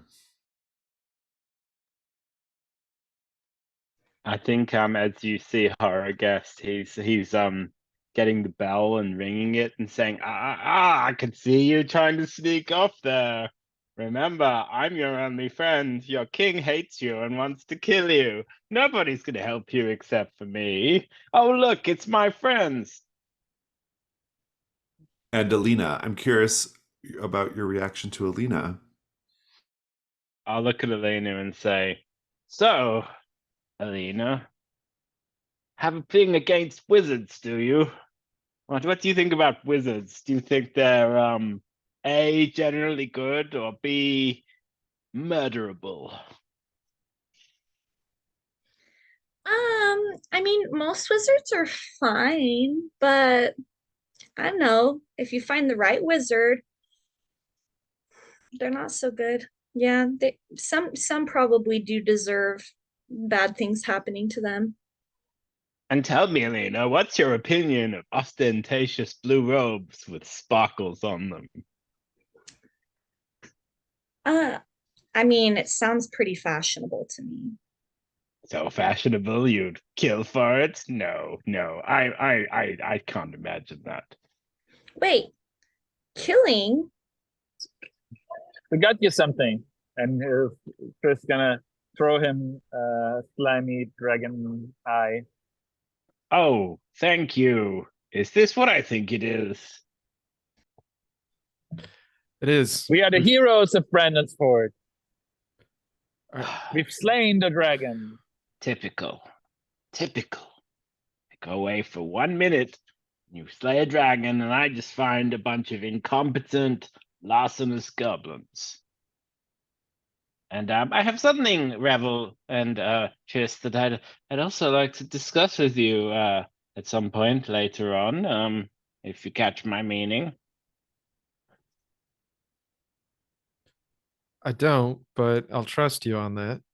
Meanwhile, probably should get back to town. Although I'm not sure we need to be bringing goblins into Brandonsford. There may have been an incident in town that might make returning a little difficult, which is what I needed to talk to you about. Can I pull you aside for a minute? Sure. Okay, so here it is. Alina, that strange woman that turned up not that long ago, she murdered the wizard. I saw her do it. The lady also saw her do it. Everyone saw her do it. And she grinned at me in an extremely disturbing way and ran away. And now she's here as if nothing had happened. What do you make of that? Are you absolutely certain it was her? Well, no, because generally normal people don't just turn around and gun at you after they've murdered someone. There's something something very theatrical about the whole thing. So no, I'm not entirely convinced. She doesn't give off a sort of serial killer vibe to me, but I'm not sure what to make of this, to be honest. but everyone in town thinks she did it because they all saw it or think they saw it. Well, back in Wellslode, there were things that were trying to replicate or imitate people, but that was largely tied to the bees, and I haven't seen a hive around here for a while. Well, this is the Caldor. I mean, anything could happen in this place. I mean, things are always disguised as other things. So, I mean, I generally suspend my disbelief because I've seen some pretty crazy things, I'll have you know. Oh, sisters, I hope it's not the mother of millions again. Oh, that whole bee business again. You and bees always is, oh, help, save me from the bees. Oh, my eyes are glowing. Tris, what are you doing right now? Stepping over to Alina and gonna say, what was Horagast about with these questions about a wizard and ropes? And I was still composing my song in my head, but I don't know what did he want from you? This is just a hunch, but I think he's wanting to become a wizard and he wanted to know my opinion on like if he should get a sparkly starry robe or not. I didn't Yeah, realize he like valued my like opinion that much, but I'll take it. I mean, that makes sense, but normally he should ask. I mean, I'm definitely the one here that knows about fashion. He should have just asked me. Yeah, it was quite rude of him. I think you're all back at the town at this point. Where are you going to stash the goblins, Horagast? You probably cannot bring them into town. Well, I mean, I can basically use some of those chimes that I'm gonna find a storeroom and I'm gonna surround it by bells and chimes, and I'm gonna say, now listen, if you try to leave, the bells will ring and you will be compelled to stay until somebody comes and observes the rites of hospitality with you. So, and I would hide because I can tell you, there are some bigots in this village who I've heard speaking very unkindly about the Fae, so you should be careful. They look at you and they say, is that true? Well, you can find out. If you'd like to open the door, you'll absolutely find out whether I'm telling the truth or not. They grumble and settle down into the cellar to... Why are you so ungrateful? I mean, you basically have two choices.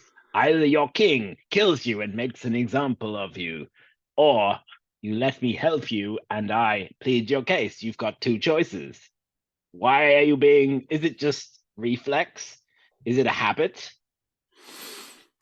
They they consider the question, and they will not entertain the possibility that they have some sort of natural surliness because they're goblins. Instead, they will say they've just been through a lot, and they will take you up. They will take your point of view on this and settle in to the basement while you do your business in town. Your business with the Reeve, who is meant to pay you a quite large sum of money in exchange for killing the dragon. You all have your evidence of that. It's probably pretty late at this point. It's probably nighttime at this point. Thereabouts. Revel, you were the one who cut the deal, I believe, or maybe Tris did. Oh, it was Tris. Do you go and present yourself as the heroes of Brandonsford? Definitely with a song. Mm-hmm. I like the scene of Tris singing this song. The people of Brandonsford are not as jovial as you would expect. Your playing is not putting them in a good mood. In fact, you mostly get very suspicious looks as you are coming through to town. Not exactly the hero's welcome I think you were expecting. Suspicious looks, windows closing carefully or quickly. There's definitely Don't fear no more. People of Brandonsford, the Wyrm is gone. Yeah, the vibes are rancid in Brandonsford right now. As you arrive at the Reeves house, you will see a slick of red blood pooling out from underneath the gap in the door, dribbling down to your boot. What do you do?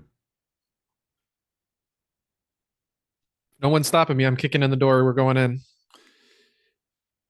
As you go in, you see the Reeve, quite dead, in his home, throat cut.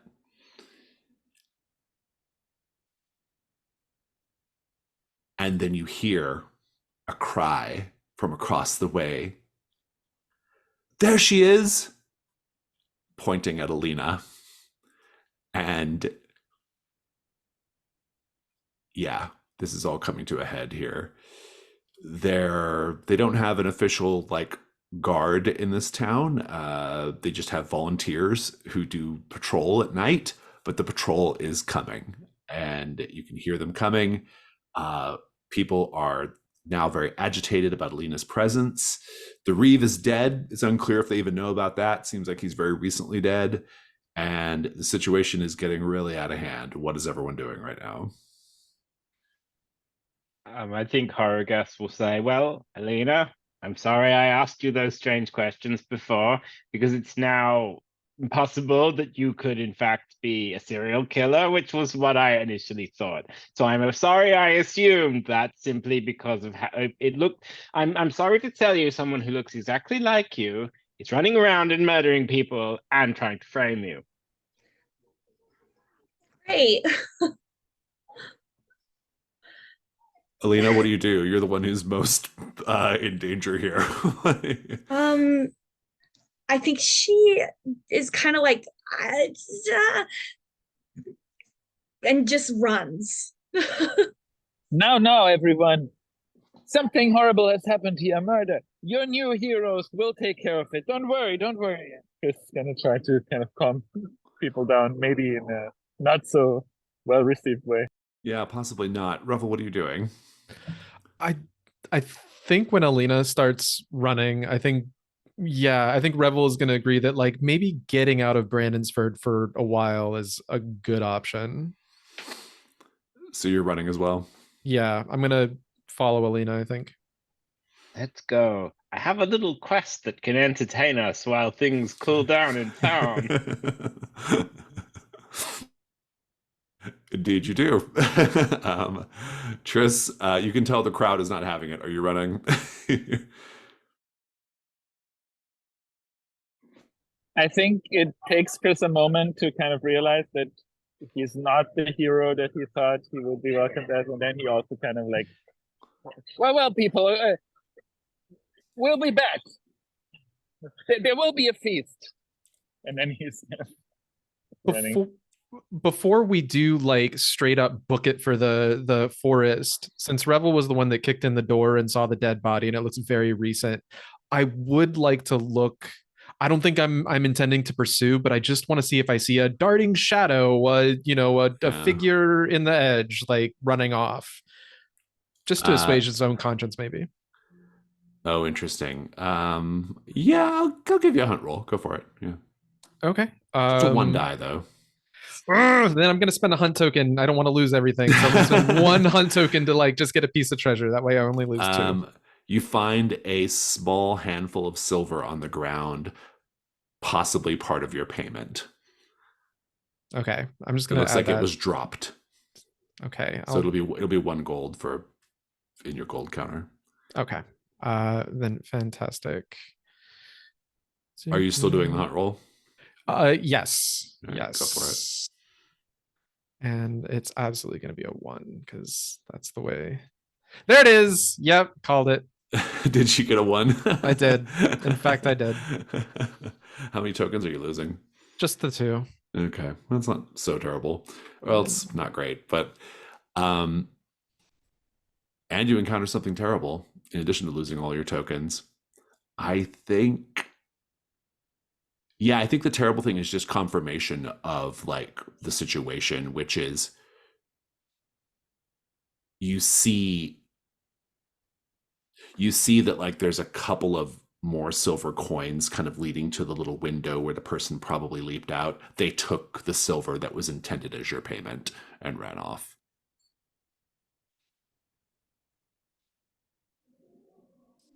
That bastard. Nothing's easy in Brandonsford. There's always another shoe to drop, and quite a lot of shoes beating feet down the street to try to get away from the crowd or from the night patrol, who you could probably dispatch pretty easily if you were to face them. But then you've got the issue of having dispatched the volunteer night patrol, who were just doing their job after all. Where are you all running to? Are you running north, south, east, west? Anywhere in mind? Just running until you To ask escape? the witch what is going on. In the direction of the witch? Where you think the witch is, anyway? I think so. That sounds like the best option for right now. Horrorguest. What about the goblins? You gonna leave them in the cellar? I feel like if we go to the witch might know about the dwarves. The witch might know about the doppel Alina, and the witch might also know about like who this giant person is. So I think it's kind of a win-win. Sounds good. Alina, I don't Is know if you're doing a lot of like decision making in terms of where you're going because you're just running. But if you're gonna ultimately lead back up with the group, then let me know. Otherwise, if you're just gonna try to like hide out, that's fine too.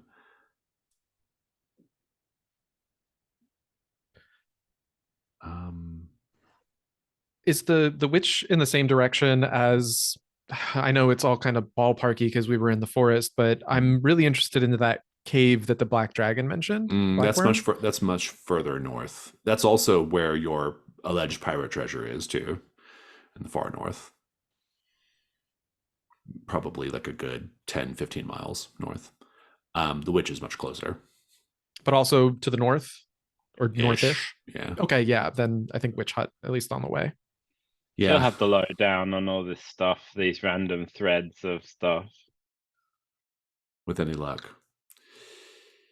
You're all running. I don't need any die rolls for the escape. I think it's enough to just have to leave Brandonsford in a hurry with no payment for the black worm. Um, you're wandering around for a bit. It's nighttime. You do manage to all stop and catch your breath, and you can link back up. Let's paint the scene, everyone. At night, it's much more obvious that the Fey folk are reclaiming the woods. What do you see that is evidence of that?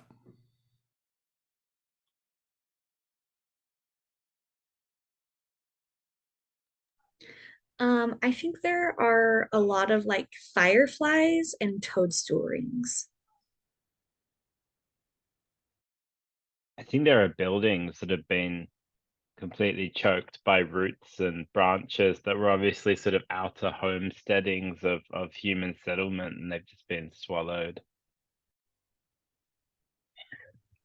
Sometimes when you look up into the night sky, the stars seem very different from the clearing just before. With no obvious light source, the woods, as you kind of look off into the distance, they sort of fade into this sort of like hazy green emeraldine just sort of mire.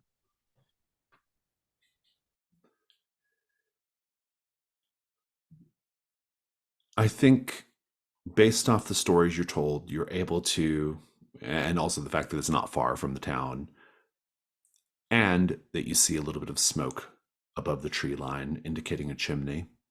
You come upon a hut. It's not as big as the hut the goblins described, and so it's probably not where the emerald ring is. It may well be the witch's hut. I think before um, hmm,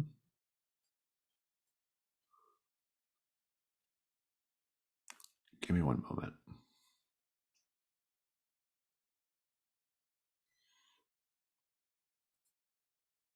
Yeah. Okay, so you see it.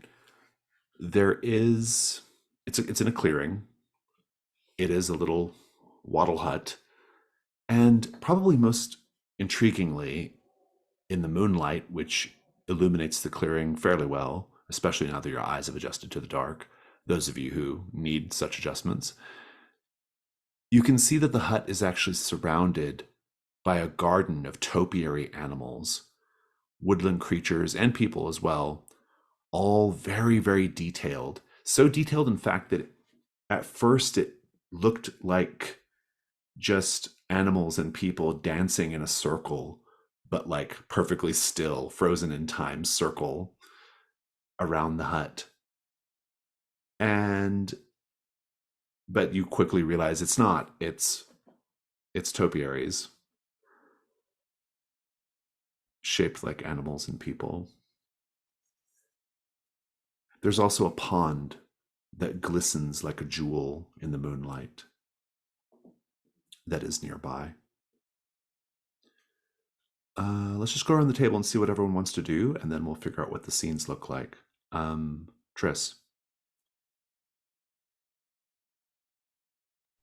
I think just generally, like, I think Chris was surprised by the Wyrm last time, so I think just kind of carefully investigating whether, like, trying not to be surprised this time by whatever. How are you doing that? Are you like walking around the perimeter or doing? Yeah, I think kind of double checking this time, like walking around, the perimeter. Okay, so doing a little patrol. Alina, what are you doing? I think Alina goes to look closer at one of the shrubs. Probably one that's like a person.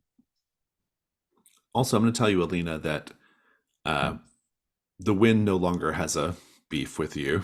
They've done enough damage. You can clear that condition. Horgus, what are you going to be doing? I think I'd like to find out, firstly, about the big person and the big person's house, if the witch knows anything. So I'm just gonna like knock on the door and be like, "Hello, I have some questions." I'd also quite like to find out about poor Warwick and why he's being tormented, or if he's just like imagining it. Yeah, that's right. Yeah. Revel? That's the blacksmith. I think Revel's gonna join Horagast and just kind of like going up to the front door. Like, sorry to bother you, ma'am or sir. Tris, let's have your hunt roll just to kind of patrolling the perimeters, make sure there's no dangers around. Yes. That's a 3. You will encounter something terrible. Good way to kick off. Alina, let's have a hunt roll as you examine the topiary. How many? Is it just one? It's light one dice? die. It's one die to start, and then if you have a skill or a piece of equipment that will help you in your examination, then you get a second die as well. Gotcha. So I think just one. Well, you have a skill in secrets, so that might help. Yeah. Okay. I would say secrets would probably be like the most useful there. So a 4 and a 1. Okay, so you go ahead and take a token, and you will. Oh no! Oh, you. Okay, yeah. Go ahead and take a token, and because the 4 is what we care about, and then you encounter something terrible as well. Let me take a look at the module here.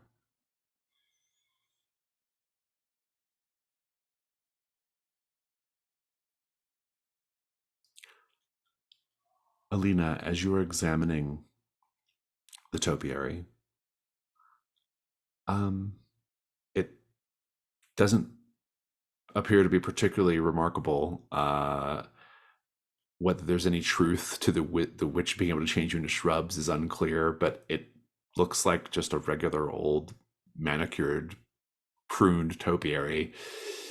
The more interesting thing is deep inside the topiary, you can see something flickering, a silvery light flickering inside the shrubbery. What do you do? I think like a moth to a flame, she just immediately like tries to stick her hand inside to get what that thing is. You reach your hand inside the shrubbery and you feel something beating against your hand, like the flutter of wings. And whatever it is you're grabbing has some give to it. There's a softness, a pliancy to it.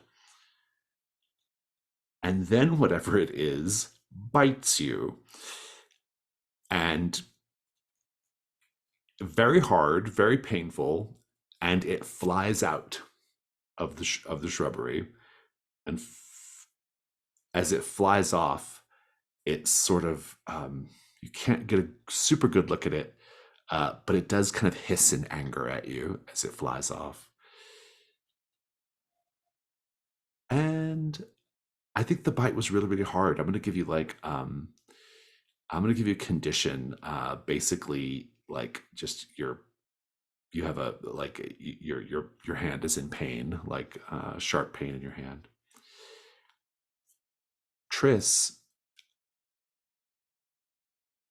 I think as you are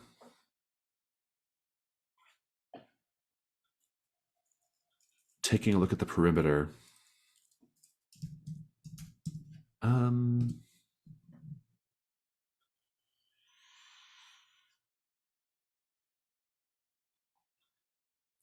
the pond, which sparkles like a jewel,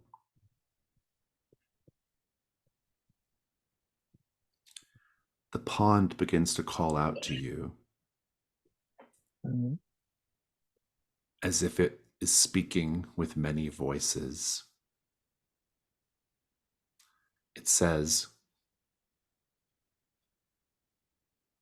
"You must give us tribute, adventurer, or you will be cursed by the witch.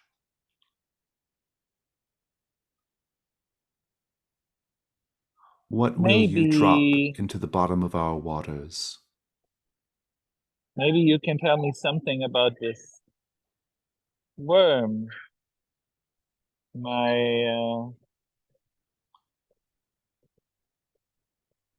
In all your wisdom, and I think Tris is gonna drop the dragon's claw inside. You have a new set goal here. The set goal is to recover the tributes at the bottom of the pond. You can pursue it or not. You can spend 3 tokens to automatically achieve it. You drop the tribute into the pond, and a creature rises up from the surface of the water. It is small, covered in fish scales, but humanoid and very finely featured. At its full height, if it were standing in front of you, it would probably only be a foot or 2 high. And it says with its melodic, silvery voice, "Your tribute is well met and well received." And there's a bit of giggling coming from somewhere around the pond. Remind me what your question was again, Adrian.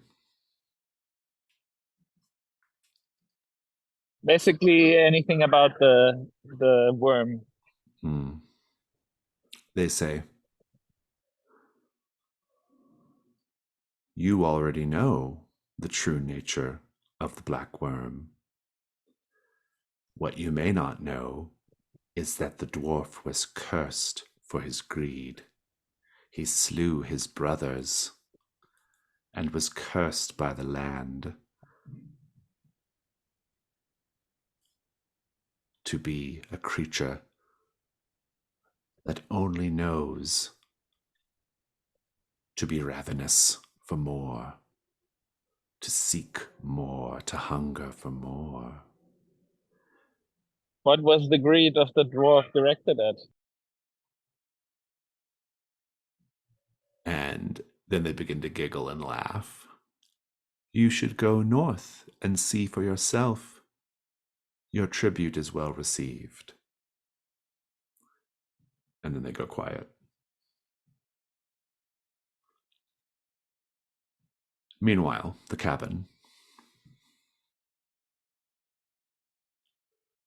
There are pleasant smells coming from the cabin. Warm smells. Singing. It feels altogether pleasant. Horrorguest, you were the one knocking on the door, yes? That's right. A woman with gray frizzy hair, hunched over, one bulging eye, and a wrinkled, tattered purple dress, opens the door. And she says, "Yes, what is it?" Madam, we have come to seek your advice, for we have heard that you are the wisest in all of this land. Here might be a good opportunity, Horrorguest, for you to remind us what you look like. What does she see when she opens the door? A kind of scrawny old man in a sort of tunic, with all these little meteoric iron tiles on, and copper trousers, and a big bushy beard, and an eye patch, and sort of a scar over the side of his face. And she has one bulging eye. You have one bulging eye. She's gray-haired and rumpled. You're gray-haired and rumpled. And she says,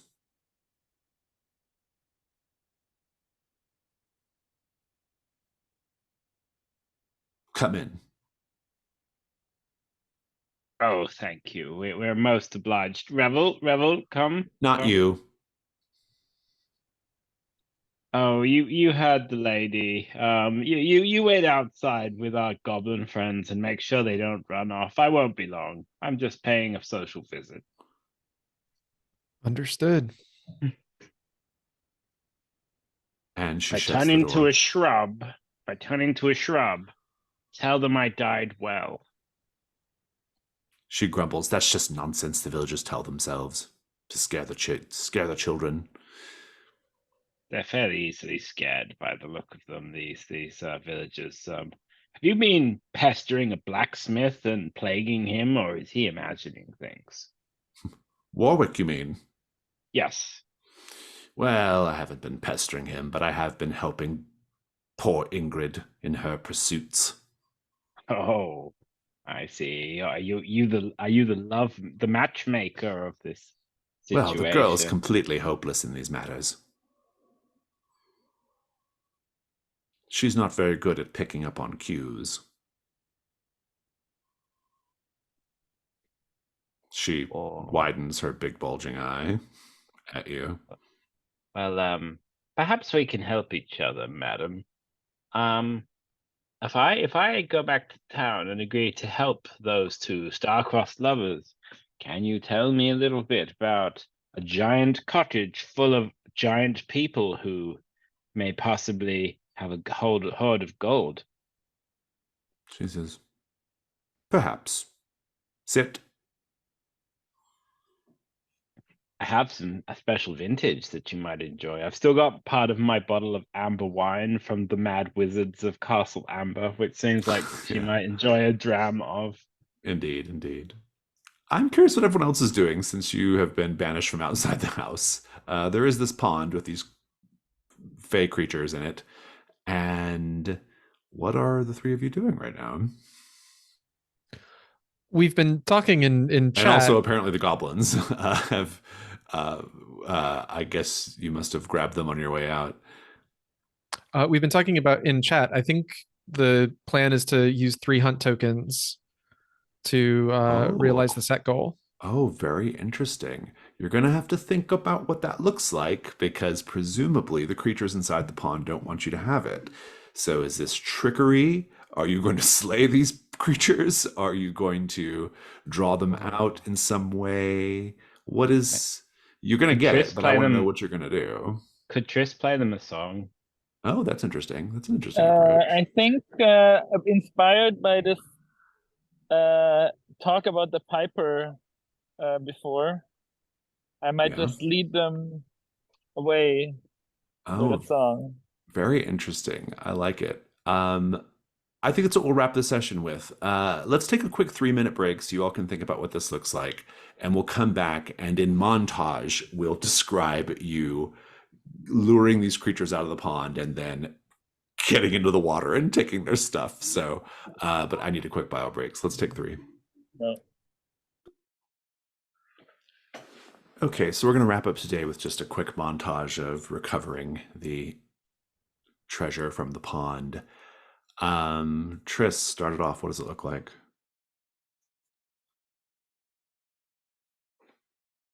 So Tris is actually taking out a violin from his backpack, I think, and so he's like, I remember this melody. It goes a little something like this, and he starts playing, and I think it's something like a somehow otherworldly sound that doesn't seem to be possible coming from this violin. And I think he takes a few steps, and these creatures, or is it more than one? Yeah. They rise up from the water. Yeah, there's probably dozens of them. Okay, yeah. So they rise up from the water. They are, as noted, sort of like little aquatic fae, and yeah, they rise up and keep it going, Revel. What's going on here? I think we must have discussed this previously, like what the plan's going to be. So Tris sings them a pleasant tune, and they're all looking directly at Tris. And I think we see Revel off to the far side of them peel off his tarnished scale mail and kind of set it reverently aside. And underneath, like, his body's got like scars. I think there's a big scar that actually like runs crossways right across the solar plexus. um but I think very kind of quietly he just sort of slips into the water. Yeah, Alina, I'll tell you for purposes of your scene, I'll tell you that all the treasure is kept in a magical chest that is airtight. I think Alina is at first distracted watching all these creatures follow after Tris, and it makes her think of the Piper that she is pursuing and how she wants to free the followers. And then, like, it must be something about this pond that she like openly admits to herself, like, in her mind, that like the reason why is because she wants to be his only follower. And then she kind of like, no, that's not it. It's because pushes it from her mind, and then like refocuses for Revel to hand her the treasure chest. Horror guest, while that's going on, the witch, who is not, she's just an old woman named Vivian, um, she goes to her window and says, "Do you hear that violin playing?" Yes, a fine melody. It's a lovely night. I'm sure. And she I'm sure my turns and she Sure. says, "It has been many, many years since someone showed up at my door to serenade me." Well, I mean, I suppose the blacksmith and the alchemist aren't the only ones who, still got some romance in their hearts. She says, "Have we met before?" I think it must have been in another life. She says, "Well, the music is beautiful. As beautiful as I've heard in many, many years. And I don't know who you are, mysterious man, who brings such beautiful music to my window." And she sits down at the table. She says, "But I'm glad you're here." And she tucks into the ale from Castle Amber. And she has food on the cooker. And she's settling in for an altogether pleasant evening while your friends are plundering the pond. And let's talk about what you find in the pond. The chest is itself a treasure. It's magical, and it is capable of preventing anything, water or anything else, from getting inside. And it's worth 2 gold on its own. If someone wants to just note all the treasure, you can divide it up later. There is also, let's see here. Gotta get my text. There is a number, quite a lot of just silver coins, which is equal in total to 3 gold in total of coinage. There is a silver bangle set with turquoise stones worth 1 gold.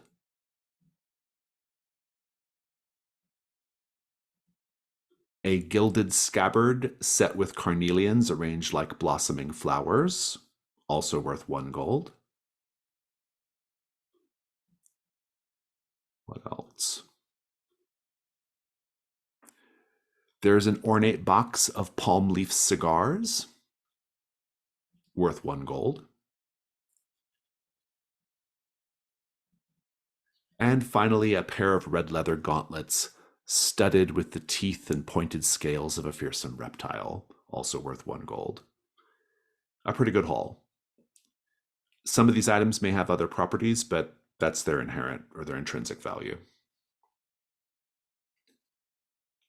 And I think on that pleasant note, we will end the session.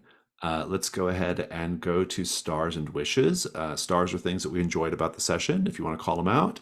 And wishes are things that you hope to see in our conclusion next week.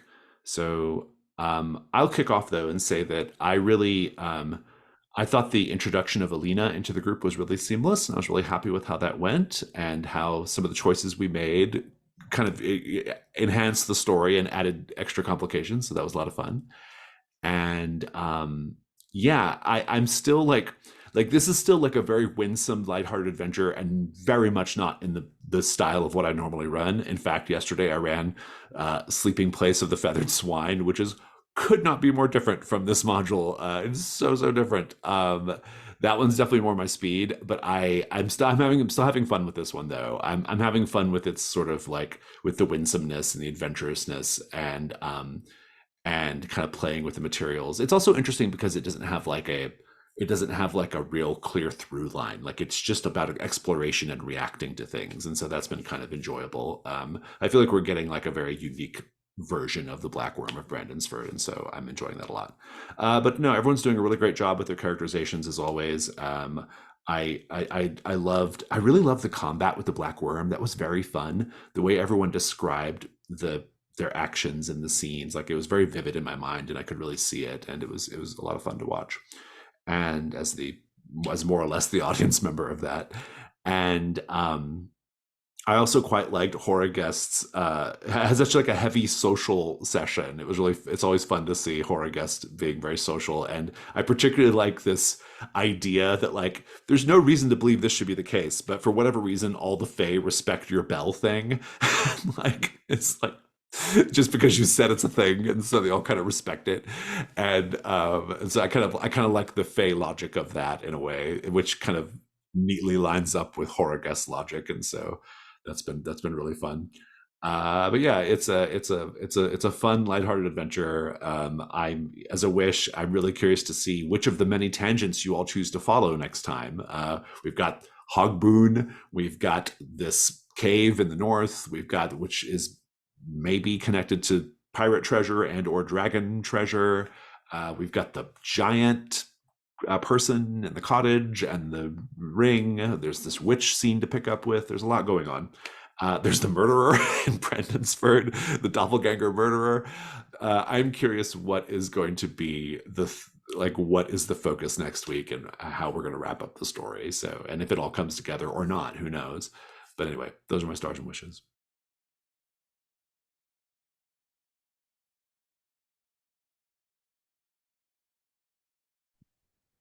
I really like the goblins, and then of course all the doppelganger stuff that was fun, and the comedic, the scene where we basically kind of made some comedy of errors and mismatch out of that. That was fun.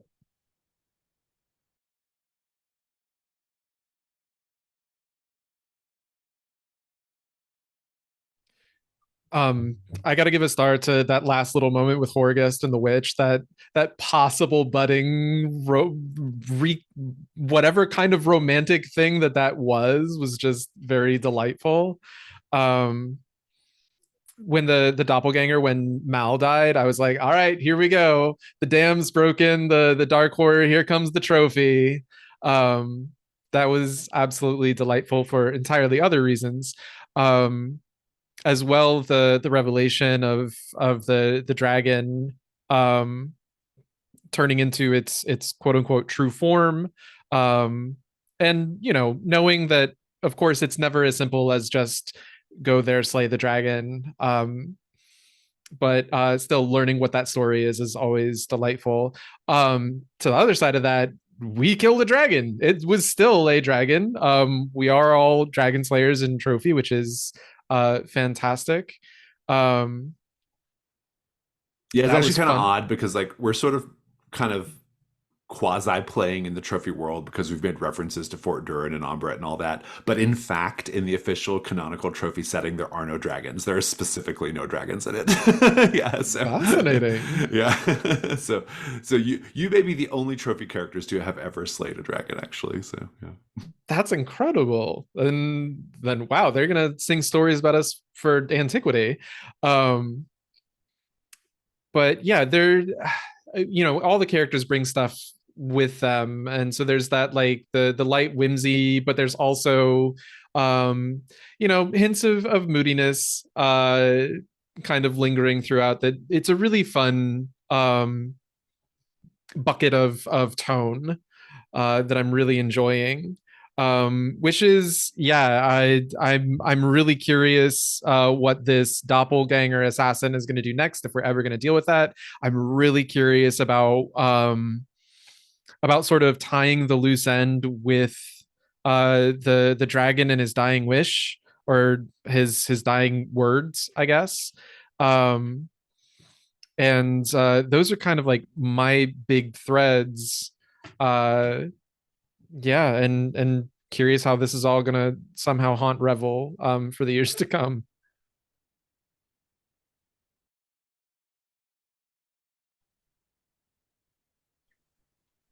I can go. I've written in my notes, no drama, let's just fight a fucking dragon mid-game as one of my stars. Like how, like it's halfway through. It was about the halfway point of the 3 sessions, and the dragon's being killed, and it was like a proper fight. But I think the thing fascinates me about this is it's quite a recent like adventure, but it's got that classic sort of vibe to it, and it almost is a bit sort of post-ironic in a way, in that it's like it's got all these things about the tropes that aren't quite the tropes, but at the same time it is earnestly an adventure at the same time. So I kind of like it like that. But and it's got that sort of modern latter day sandbox kind of vibe to it. But I think another star for Jason for just pulling together all of the sort of chaotic threads a few times and just sort of setting the pace, like that was really deft, and I appreciated that. And I really liked Alina, like in the combat, embracing the kind of problem solving and the tactical thinking. And I just thought that was great. And just the sort of fear of the black dragon actually created, like, people behave differently in the combat than you would expect them to. I know Jason's talked about this before. The reputation of the dragon just completely changes people's behavior, which is really fascinating. And lastly, I like how Tris was like, yeah, let's just take a look. That was good. And yeah, my wish is that I wish more people would pick a character with like a ranged weapon by default in Trophy Gold, because it's quite cool, and It's I'd very like to see tactically more of that. useful. Yeah, Yeah, yeah. it is. I mean, to be fair, it's like the newest part of the rule set. Like it was added like last, basically, but because before there was no special things associated with ranged weapons. Then it went through a bunch of iterations, and we finally landed on the thing we like. Sorry, yeah. Anyway, any other stars and wishes? Oh, I mean, my wish is just to see how much stuff we can, because the fact that we the Wyrm was like a kind of red herring was awesome, and now I just want to see what actually does happen in the third session. I just wanted to add, I really liked Alina's whole introduction, and the interaction when in the fight with the worm, kind of like trying to get us away with the trap, and the others not really listening. That was great.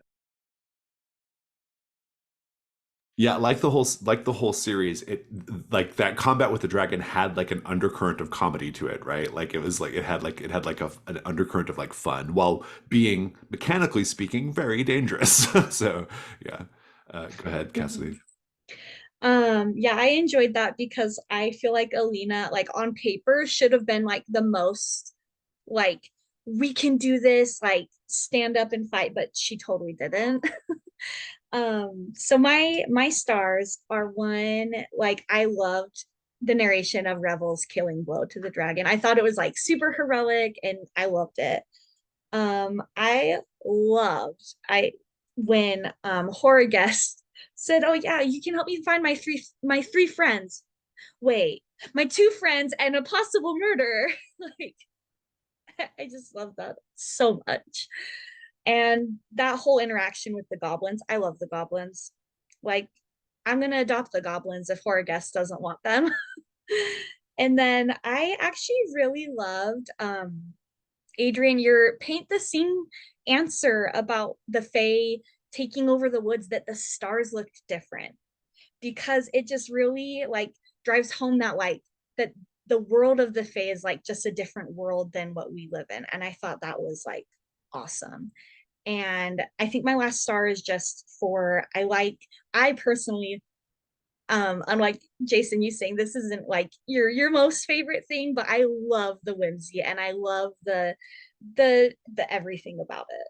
I absolutely love it. And Yeah, my it's been fun for me to I'll say it's been fun for me oh to yeah. do it because I don't do this very often. So it's fun to like this is so rare for me. I'm enjoying it for that reason. It's a nice like once in a while thing. So yeah. Mhm. And my wishes would be to see if like horror guest becomes like the goblin guy. Like there's something about that ring, and I want horror guests to get that ring. Absolutely. And I want to find out the secrets about the dragon in the cave, and just to see where it goes.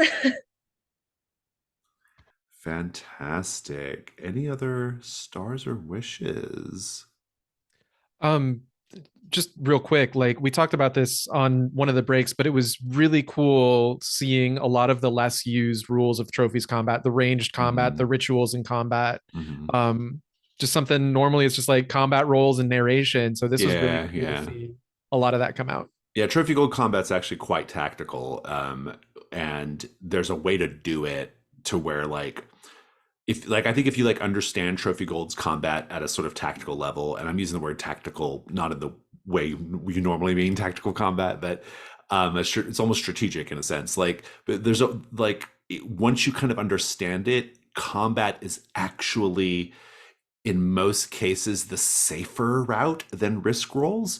But it does require you to be willing to like you have to kind of invest in combat, right? You have to kind of make sure you have enough armor before you head out to the incursion. You got to make sure you're looking for opportunities to lower the endurance of monsters and kind of understand all that stuff. Because and if you do, combat's not as like it always feels really dangerous, but in my opinion, it's not as dangerous as a risk roll. I think a risk roll is more dangerous in most circumstances because you can just get an automatic ruin increase with no chance of obviating it, you know? So it kind of depends on the circumstances, but I think trophy gold combat is really worth understanding at a mechanical level. And I think it opens it up a lot and makes it a really rich experience. And we got kind of a taste of that with the Black Dragon combat today. So yeah, it's I like a good trophy gold combat. Any other stars or wishes? Okie doke.